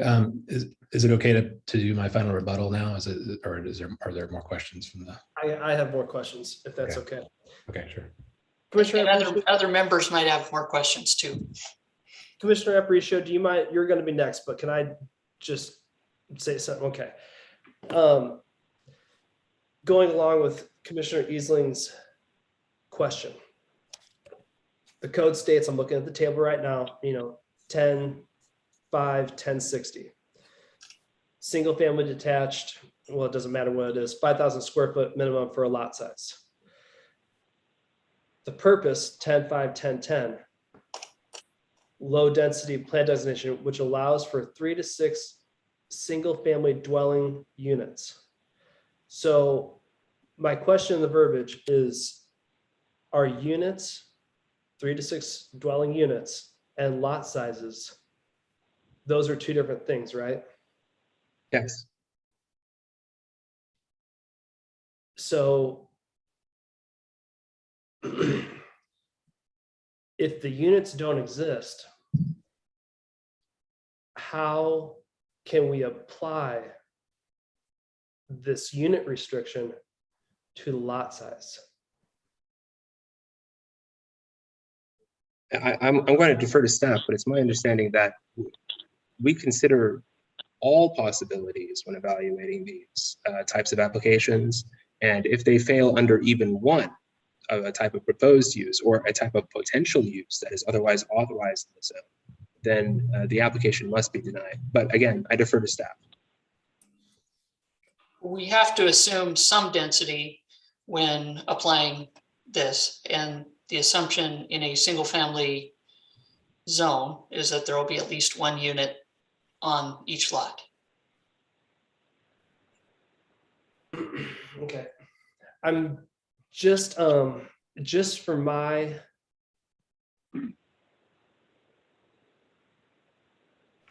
okay. Is it okay to introduce a hypothetical to a degree? That Well, I think to do any differently than that would be, well, anyway, you can introduce a hypothetical, of course, but I want to just say to assume no density on any lot. I don't know how we could apply any code to assume no density on a lot that's created. You have to assume some density. but there's nothing in the, correct me if I'm wrong, is there anything in a code that says a vacant lot has to be developed? In order to create a lot and to determine if it meets any standards, you have to assume that some density, you can't assume a zero density, because there's no way to determine if it complies with code or doesn't comply with code. So happy to answer any further questions, but I don't know how we review an application without an assumption of a density. And in this case, it's a low density residential zone, and we have to assume one lot or one dwelling unit at a minimum and at a maximum. And that exceeds, if you have one dwelling unit on that lot, it's going to exceed the maximum density range in that zone.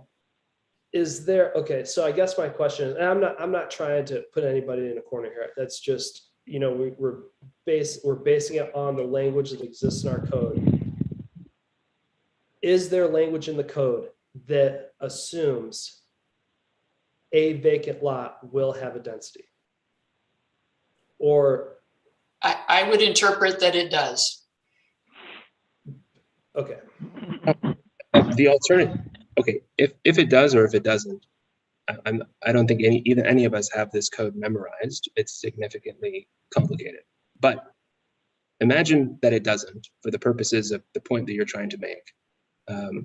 What would be the implications of having zero density applicable to any of these proposals?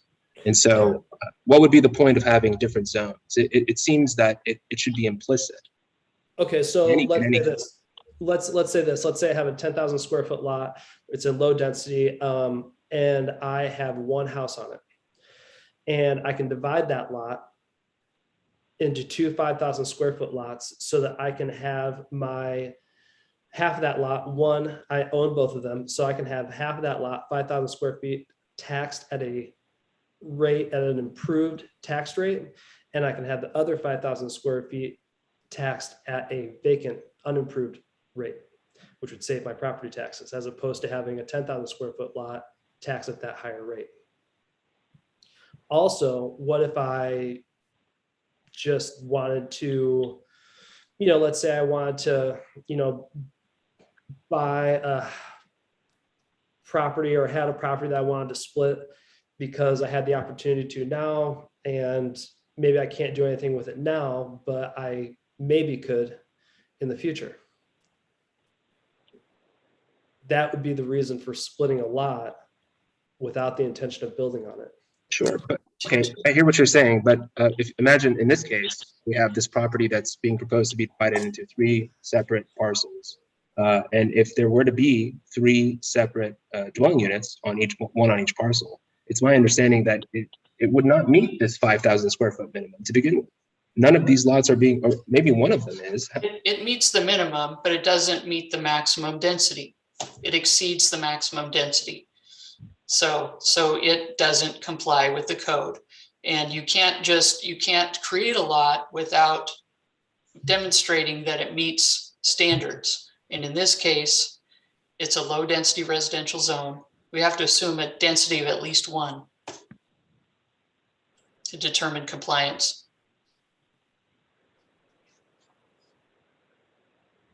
To determine any differently we couldn't do a review. On any proposals. Correct.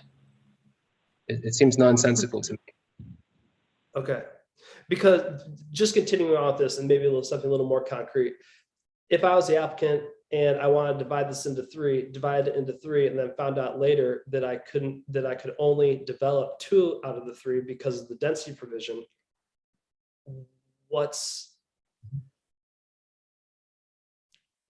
is that something that's just out of procedure? Because the way I'm seeing this, if it's okay, if I could say this, the way I'm seeing this is an application for land division. And the land is allowed to be divided into 3 pieces, but it cannot be developed into 3 pieces. So it can be divided all at once. It can't be divided into 3 pieces. And that's what that is the subject of this staff report. It can't be divided into 3 lots. The code, that's not a proper application of the code. Okay, the word dwelling units in there is throwing me off because those are things that exist. They are units they're things that actually don't exist right now. They're units and they aren't there. And the application isn't referencing that these units are going to be there. We're assuming they're going to be there. And I don't know if that assumption is something that we can. We could not consider a development proposal or a subdivision with an assumption of 0 lots on a lot, or 0 units on a lot. We couldn't. We have to have an assumption of something. And in this case, it's going to be 1 unit. That is the lowest density we can consider. And when you take the gross density, it allows for a range of 3 to 6 dwelling units per gross acre. And that has been in the staff report. It was in the PowerPoint. We can show you again. But no, I remember. It is not a proper, I'm just telling you what our position is and you're asking questions, so I'm responding to it. It is not a proper application of the code. Okay. And you can't assume 0 density in a lot and you can't review an application that way. Okay. Yeah, so just some additional context as well. The purpose statement of chapter 10.9, which is the land division section chapter. The first line says the purpose of the land division chapter is to ensure that building sites are sufficient for their intended use and that lots to be created are within the density ranges permitted by the comp plan. So that touches once again on the fact that each of these lots has to meet one of these density calculations. That's another section of the code where it essentially implies that each lot has a density connected to it. It's not that each lot being created is without a unit calculation. Okay. That's all I have for now. Commissioner Aparicio, sorry to jump in there on you. Please go ahead if you have anything else. I don't have any questions. Okay. Commissioner Pena, do you have anything to add, comment, question? No, not at this moment. Thank you. Okay. Will the applicant care to rebuttal question? Anything like I do have another question. sorry, Commissioner Mashner, go ahead. Sorry. I understand, Director Cannon, that your point about not getting into procedure, and yet I do have a question on that. And the question goes to Jonathan. With a situation where the first indications from the city led the applicant to buy this property, are we opening ourselves up for liability yes. Commissioner Mosher, that's a very interesting question. So thank you for bringing it to everyone's attention. The basis of the question is fundamentally wrong, and so I can't answer it because it presumes it's what's known as a leading question. If I answer it, I'm admitting something that isn't true to begin with. And so if you'd like to restructure it, because I don't want to put words in your mouth, I'm happy to answer it. But as it's presented, it presupposes a final condition that is fundamentally wrong. Okay, let me try and rephrase it then. Does the process that has been applied open the city up for liability? That is a question that Alice has indicated will not be the subject of discussion tonight for reasons, because this is a quasi-judicial public hearing that should be interpreting the code as presented in the agenda staff report and in the record. And there's nothing in the record that speaks on this issue, and any member of staff can correct me if I'm wrong. But to the extent that your question addresses an issue not raised in the notice of appeal or at the administrative level, it shouldn't be worth discussing, and in fact is more than likely prohibited from being discussed. And I appreciate that was a very lawyerly answer. Thank you. But basically, stick to the criteria. That's the Planning Commission's responsibility tonight. I'm happy at any time to talk about other things and always improve our processes. However, I'm not going to get into a back and forth with Mr. Whiteman tonight. Did everything he said, is it all true? No, it is not. I can tell you that much. So I have a different recollection of things, and that's okay. But I don't really want to argue it out on a Zoom meeting when we're talking about a partition application and appeal that's based on criteria in the code. So that is the subject of this meeting, and I really appreciate it if you stick to that and let us worry about the other things. Okay. Mr. Whiteman, that was quite a long time between me asking, or you asking if you could say something, and the questions that followed. Do you have any rebuttal, anything to add? Yeah, I just have a couple of things, and one is, as far as what I said happened, I think there's a written record of the questions that were asked and the fact that we never got any responses. So I would highly dispute what Alice just said. But as far as I think Cody, I think your comments illustrate some of the same questions that we had when we read that code, and Ben Basita, somebody that's been doing it for 28 years and hundreds of applications. So this code is not clear. It's really just a restatement of the comprehensive plan. And Alice's response to your questions were, well, you have to have assumptions. These are assumptions of what you're going to do on the property. You can't enforce the code without making assumptions. And code, I think there's a distinction between code and assumptions. The code should speak for itself. If the ambiguity is so big that the city planners themselves don't know how to apply the code. They can't answer questions in a conference call about the code. The planning commission has questions that can't be answered without assumptions. That means that there's a hole, and that hole needs to be filled in order to put this code into place and have it be something that can be effectively enforced and effectively, achieve the result that you're trying to achieve. And, I'm not here to argue whether the goal of 3 to 6 per acre is the right number or not, but certainly the implementation of how to make this happen is greatly flawed. Jonathan said that he didn't know he'd have to defer to staff.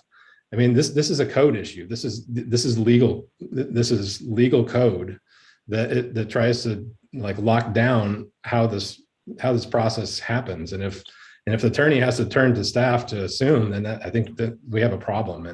And that's why I asked to raise this to the planning commission before this was ever denied, is because I think there's a great need for you guys to put your heads together and figure out, hey, what are we trying to accomplish here? What are we trying to prevent? What are we trying to allow? What are the different scenarios that might happen? And how do we make it just crystal clear to everybody involved so that the staff knows what's happening and the surveyors know what's happening, so that somebody doesn't spend hundreds of thousands of dollars buying a property that they've been told is developable, only to have the rug pulled out at the last minute. And to Jonathan's point, he's like, oh no, he said that the code has been used before, the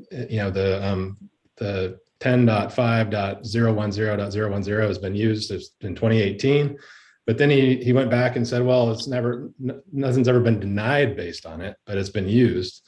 Well, I would argue, in fact, in your packets, you'll see, I think there were 9 applications that sailed through without that are non-conforming with this code. Ben Basita went through and he searched the records that came up with them. So not only has it not been applied to deny an application, but other applications have sailed through that violate this. So this is a new thing. And I don't understand how you can say that it's been used when it has never been used to deny something. Like, it could just exist. You don't have to, if you don't deny something based on it, then there's no point in it. Why would you even have it in the first place? And to your point, you can't even apply to develop a home or a duplex or any type of dwelling that requires building codes. You can't do that until you have a lot. You can't hypothetically do it. You can't assume what's going to happen. You have to have the lot, and then you tell the city what you're going to develop on the lot and how you're going to do it, and then you get approval.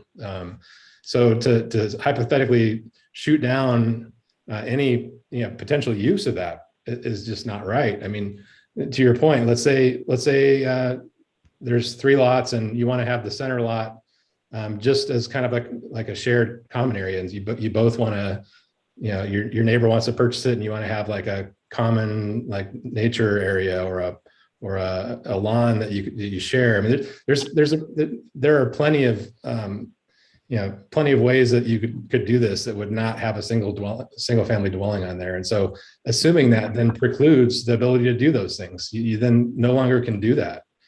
So the code that's in place that would allow that is being precluded by code that doesn't even consider that. So I don't know. I think at the end of the day, no matter what comes out of this, our tail feathers are a little burned because we invested a bunch of money based on input from the city, only to be changed at the last minute. But no matter what comes out of this, we'll move forward. We'll figure out how to make it work. Maybe we'll sell it. I don't know what we'll do, but we want this to be addressed because we're trying to do a good thing. We're trying to develop low cost affordable housing for the Dalles, and it's not because we're like these ivory tower developers. We want to do something that's good for the community. And so this has just been a really disappointing process all around. But no matter what, if you guys decide that the city did the right thing here, then please go back and try and fix this so that it doesn't happen to somebody else. So that's the end of my rebuttal. I appreciate your time. Okay, thanks, Ken. We appreciate it too. And I did read in the packet I can't remember which letter it was, that a big motivation for you to bring this to planning commission is so we can have this discussion. So it's appreciated because we are indeed having this discussion. That being said, is the commission ready for deliberations? Okay, I'm going to close the public hearing. The public hearing is now closed. Let's just go around the horn here. I'm going to go the opposite way this time. So Commissioner Pena, what are your thoughts here? Can I pass? Pass to a later time or indefinitely? I think that yes, for indefinitely. Okay. Commissioner Aparicio. He's not pictured. I think ultimately I'm a little bit frustrated by the situation. My first few months on the commission, we spent significant amount of time reviewing the code, and there were two kind of North Stars I continued to hear over and over. And one of those North Stars was clear and objective code, which obviously we're finding an area that is not clear and objective. And the other part was affordable housing. The whole point of us reviewing the code was because of House Bill, Senate Bill, 2001. So I'm just ultimately frustrated by even having to review this application. I do appreciate that this was brought to our attention. I don't really know. I'm just not sure how. I appreciate the time that was put in by the staff and the city attorney to look at all of this. But I think at the end of the day, I just really had thought that we were going to prevent cases like this, because we spent 6 meetings reviewing the code, and the whole point was to clean up the code so that these type of things didn't happen. And I just feel like with this case, we are in direct conflict with the two North Stars we kept going back to when we were reviewing the code last summer. So I don't know. I think we need to continue to talk about this and really continue to push forward on the clear and objective with the ultimate goal of creating more affordable housing, because our boundaries are not going to grow, and we need to use every inch of the city to create housing for the people that work and want to live here in the city. So I'll get off my soapbox. Yeah, I'm with you on that. I think this is there are some oversights that boundaries are going to grow. Why not? Mr. Gore, would you mind muting yourself, please? And the iPad user, mute yourself too, please. Commissioner Easling, would you care to make any comments?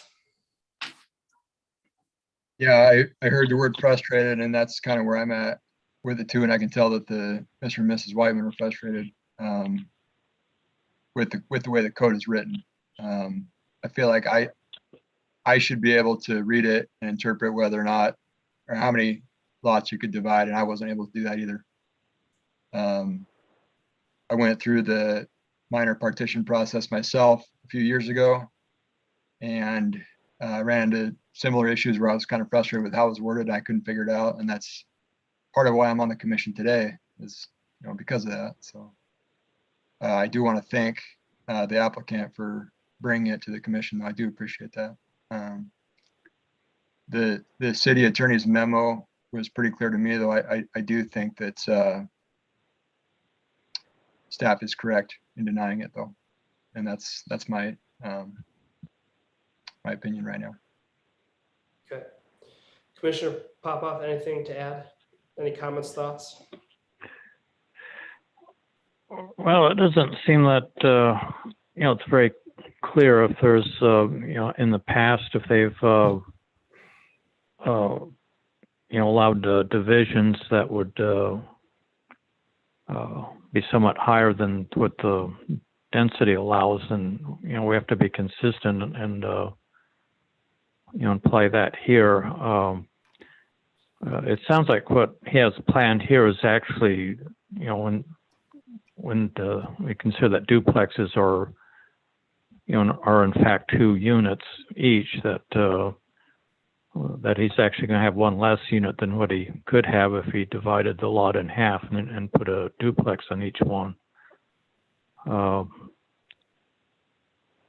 And it also seems like, he did his due diligence, but the code is apparently so complicated that that even the staff couldn't figure it out. Okay. Commissioner Masher? Yeah, I think Commissioner Aparicio really put good words to what it seems we're all feeling, the frustration of code clarity and affordable housing, but also density. So I struggle very much with the same kind of back and forth sense of what's right versus what's written or being or applied. So I guess I don't have anything else to add. Okay. I think that this one's tough for me, really tough, because similar to, I think all of us, but Commissioner Aparicio said it first, we spend a lot of time trying to make this code better. It does take cases like this to expose the things that we missed. And I'm happy to admit, this was an oversight that we missed. Good news, we have the opportunity to fix it, but unfortunately it's going to be at a later date. And I will allow ourselves forgiveness. We are a group of younger, the majority of us on the Planning Commission have not been here very long. So we do have the ability to forgive ourselves, but regardless, it's an oversight that we kind of blew it. It needs to be addressed ASAP. I'm talking within the next month or two at least, at the very latest, addressing some of these holes. On one hand, I feel like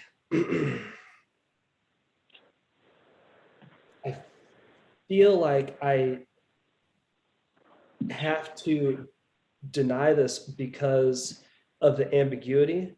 I don't like that we're using the word assumptions. I agree that when you make a subdivision or do a development or something like that, you assume that every lot's going to be built on. I get that.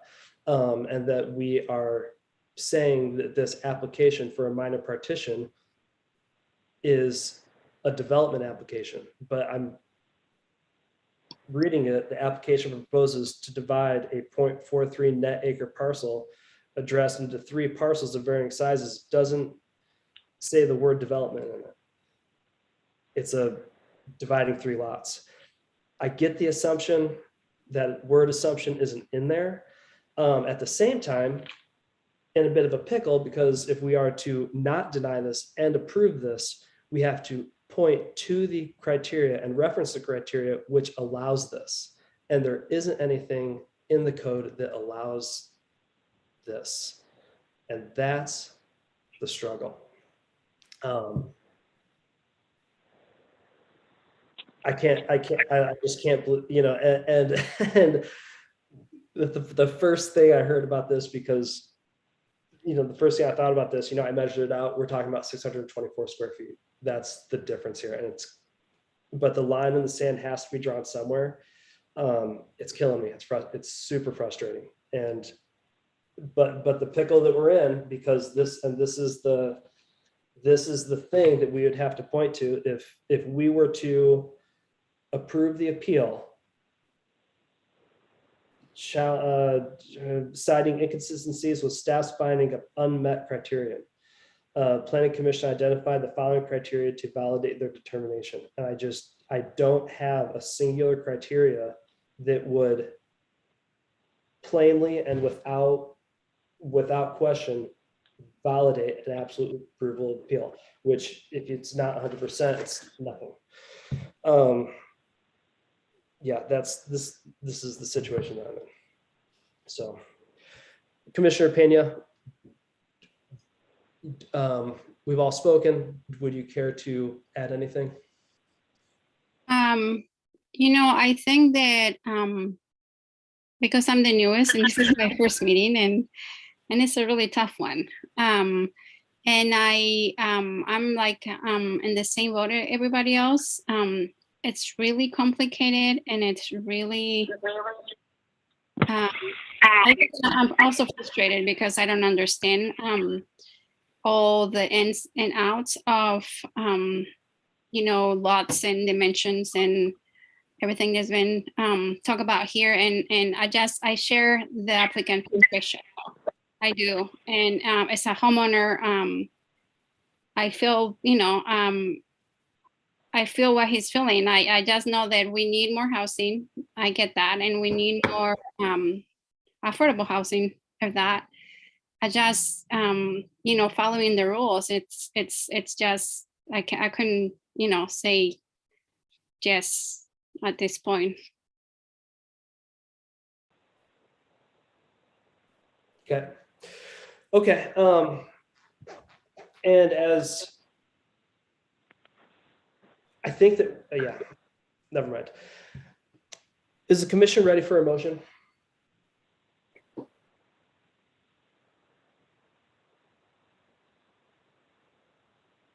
Yes. Yeah. If so, please make one.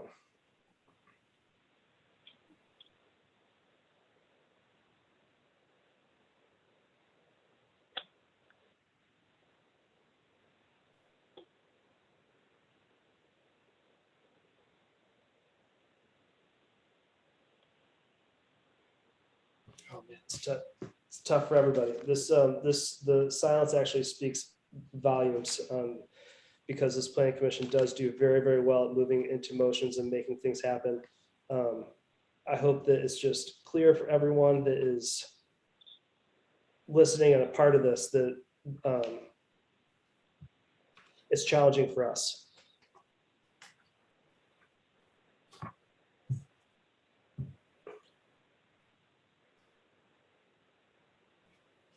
Okay, I'll motion to adopt resolution 601A 22 denying the appeal.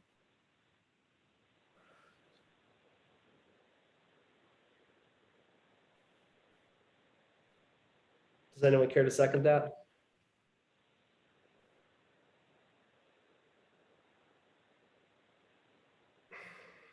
I guess I'll second it just to get things moving. Okay.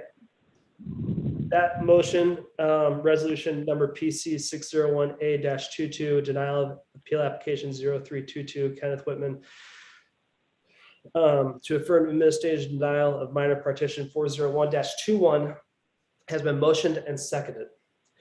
We're now going to vote on the denial of appeal application 0322-22 of Kenneth Whitman. I apologize. Is it Whitman or Whiteman?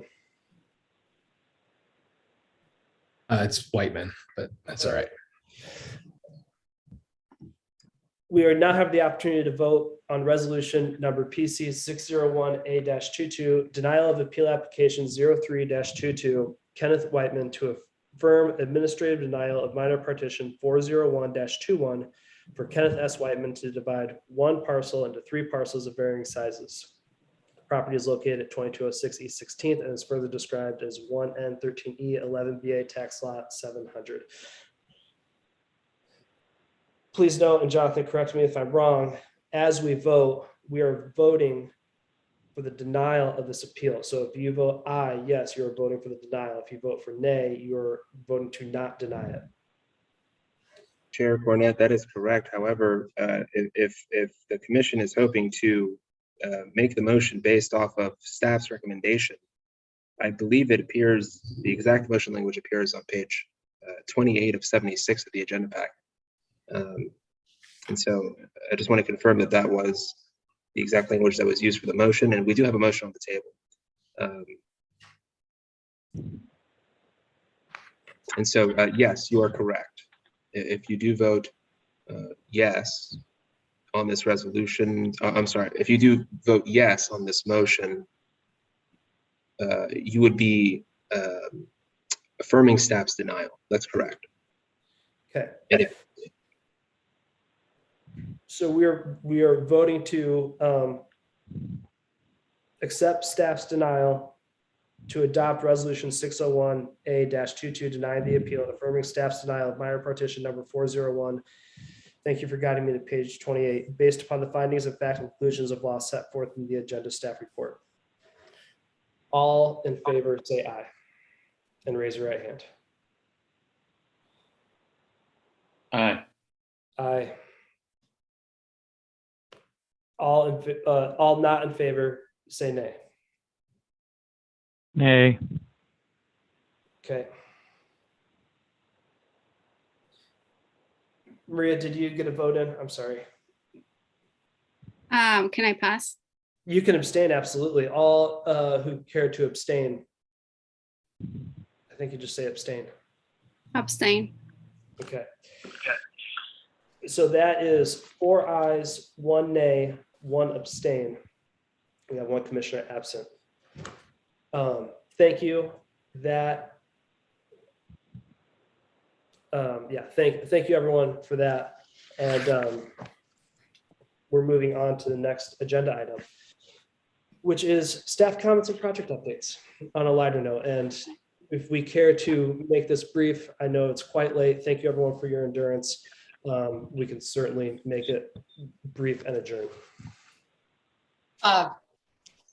Chair, we do have some reports, and I would like to ask Don Hurt, our senior planner, to speak about some long range projects and just give you a brief update on a couple of projects that are underway. Hello, commissioners. Just wanted to kind of give you guys an idea just what to release from me in the future, and some might look ahead of us in terms of other code amendments that you're going to be hoping that we get moving forward with. The one big one we have coming is our comp plan amendment, and that's for the employment buildable lands. If you may remember back in November 2000, or most of you, we actually brought it to you, which was the economic opportunity analysis, which was included our buildable lands inventory for our industrial areas.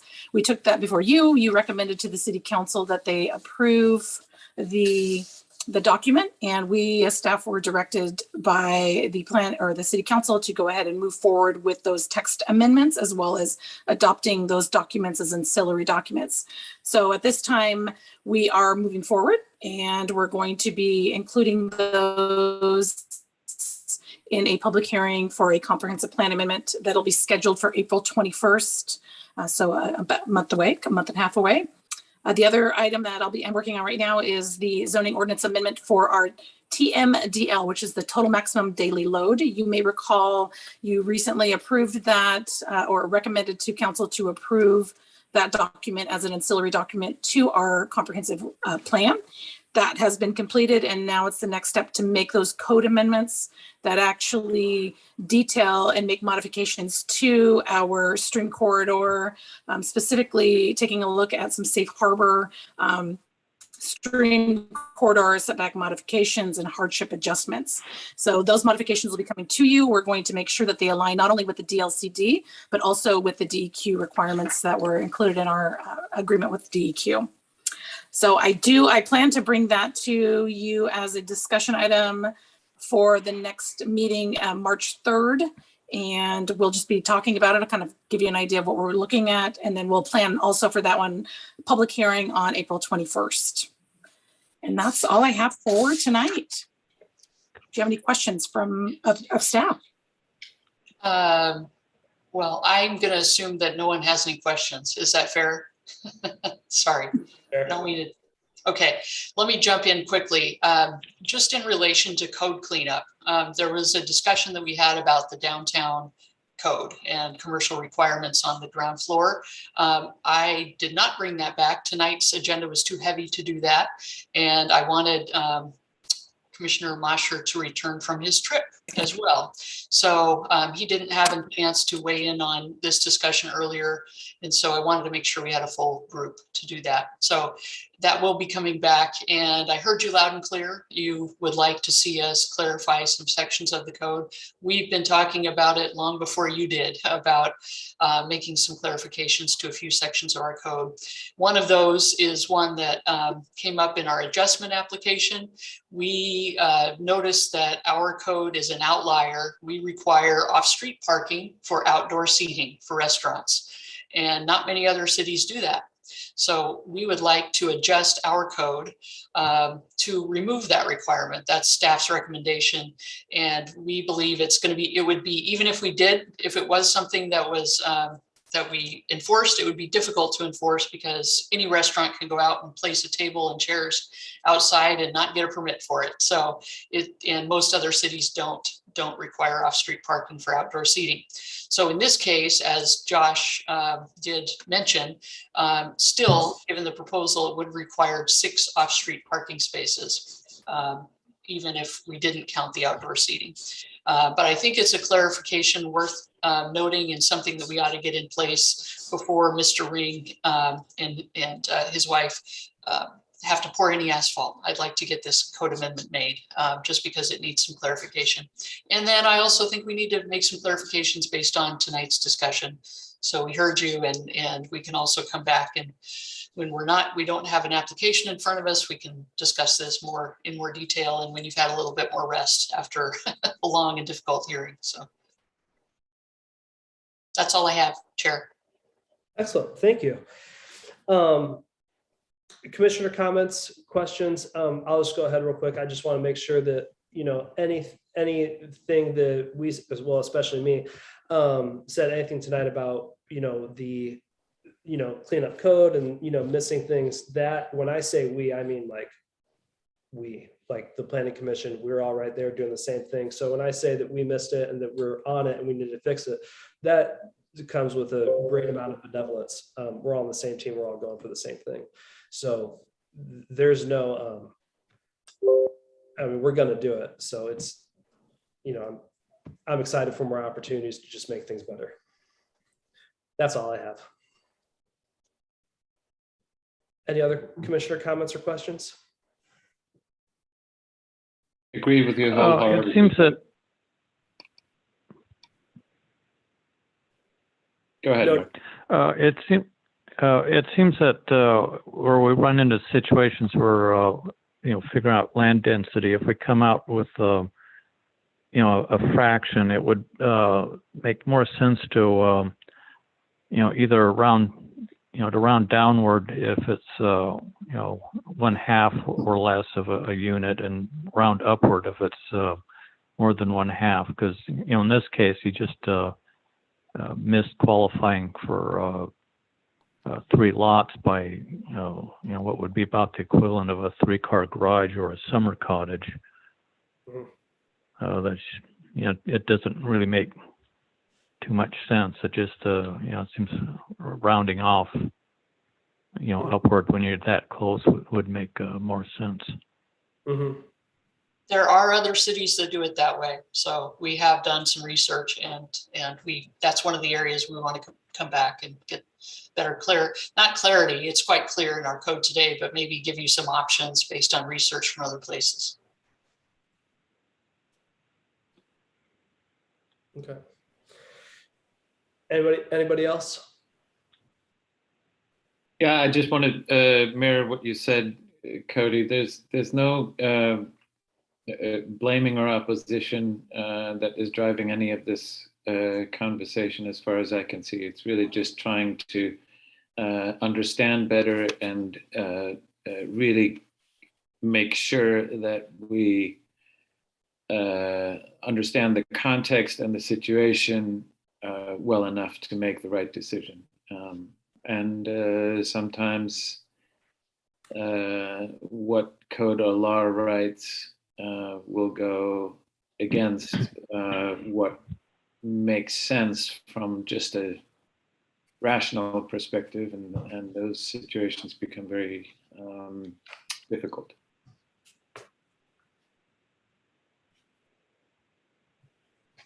And I'm sorry, I'm sorry for that. You don't get paid enough to be in the position you were in this evening. That's all good. That's part of the deal.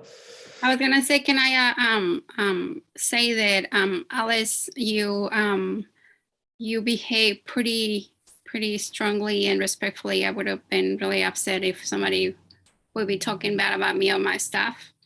I knew, but I know that I work with the public, and it's really hard to please everybody and to follow the rules. And there's gonna be people that are gonna be unhappy, but I appreciate everybody backing you up, and I appreciate you being respectful, but at the same time saying your grounds. And I appreciate the opportunity to be among a lot of great people. Thank you. Thank you. Sure. All right, gang, enough patting each other on the back. Let's adjourn this meeting and go to bed. Excuse me, Chair Cornett, Yes.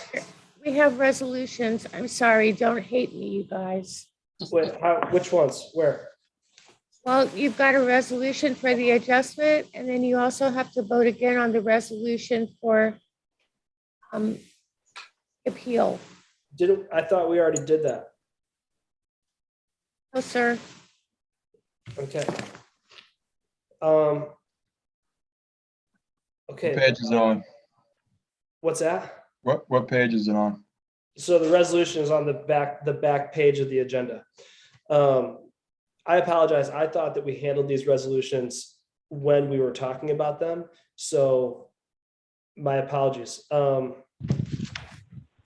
I thought so too, didn't we? We voted with hands up and A and nay. Okay, There is, Chair- it's two separate actions. Yeah, You Chair. vote the way you're gonna go, but the resolution is separate. So then you vote again on that. And I know it's repetitive. I'm Okay. sorry.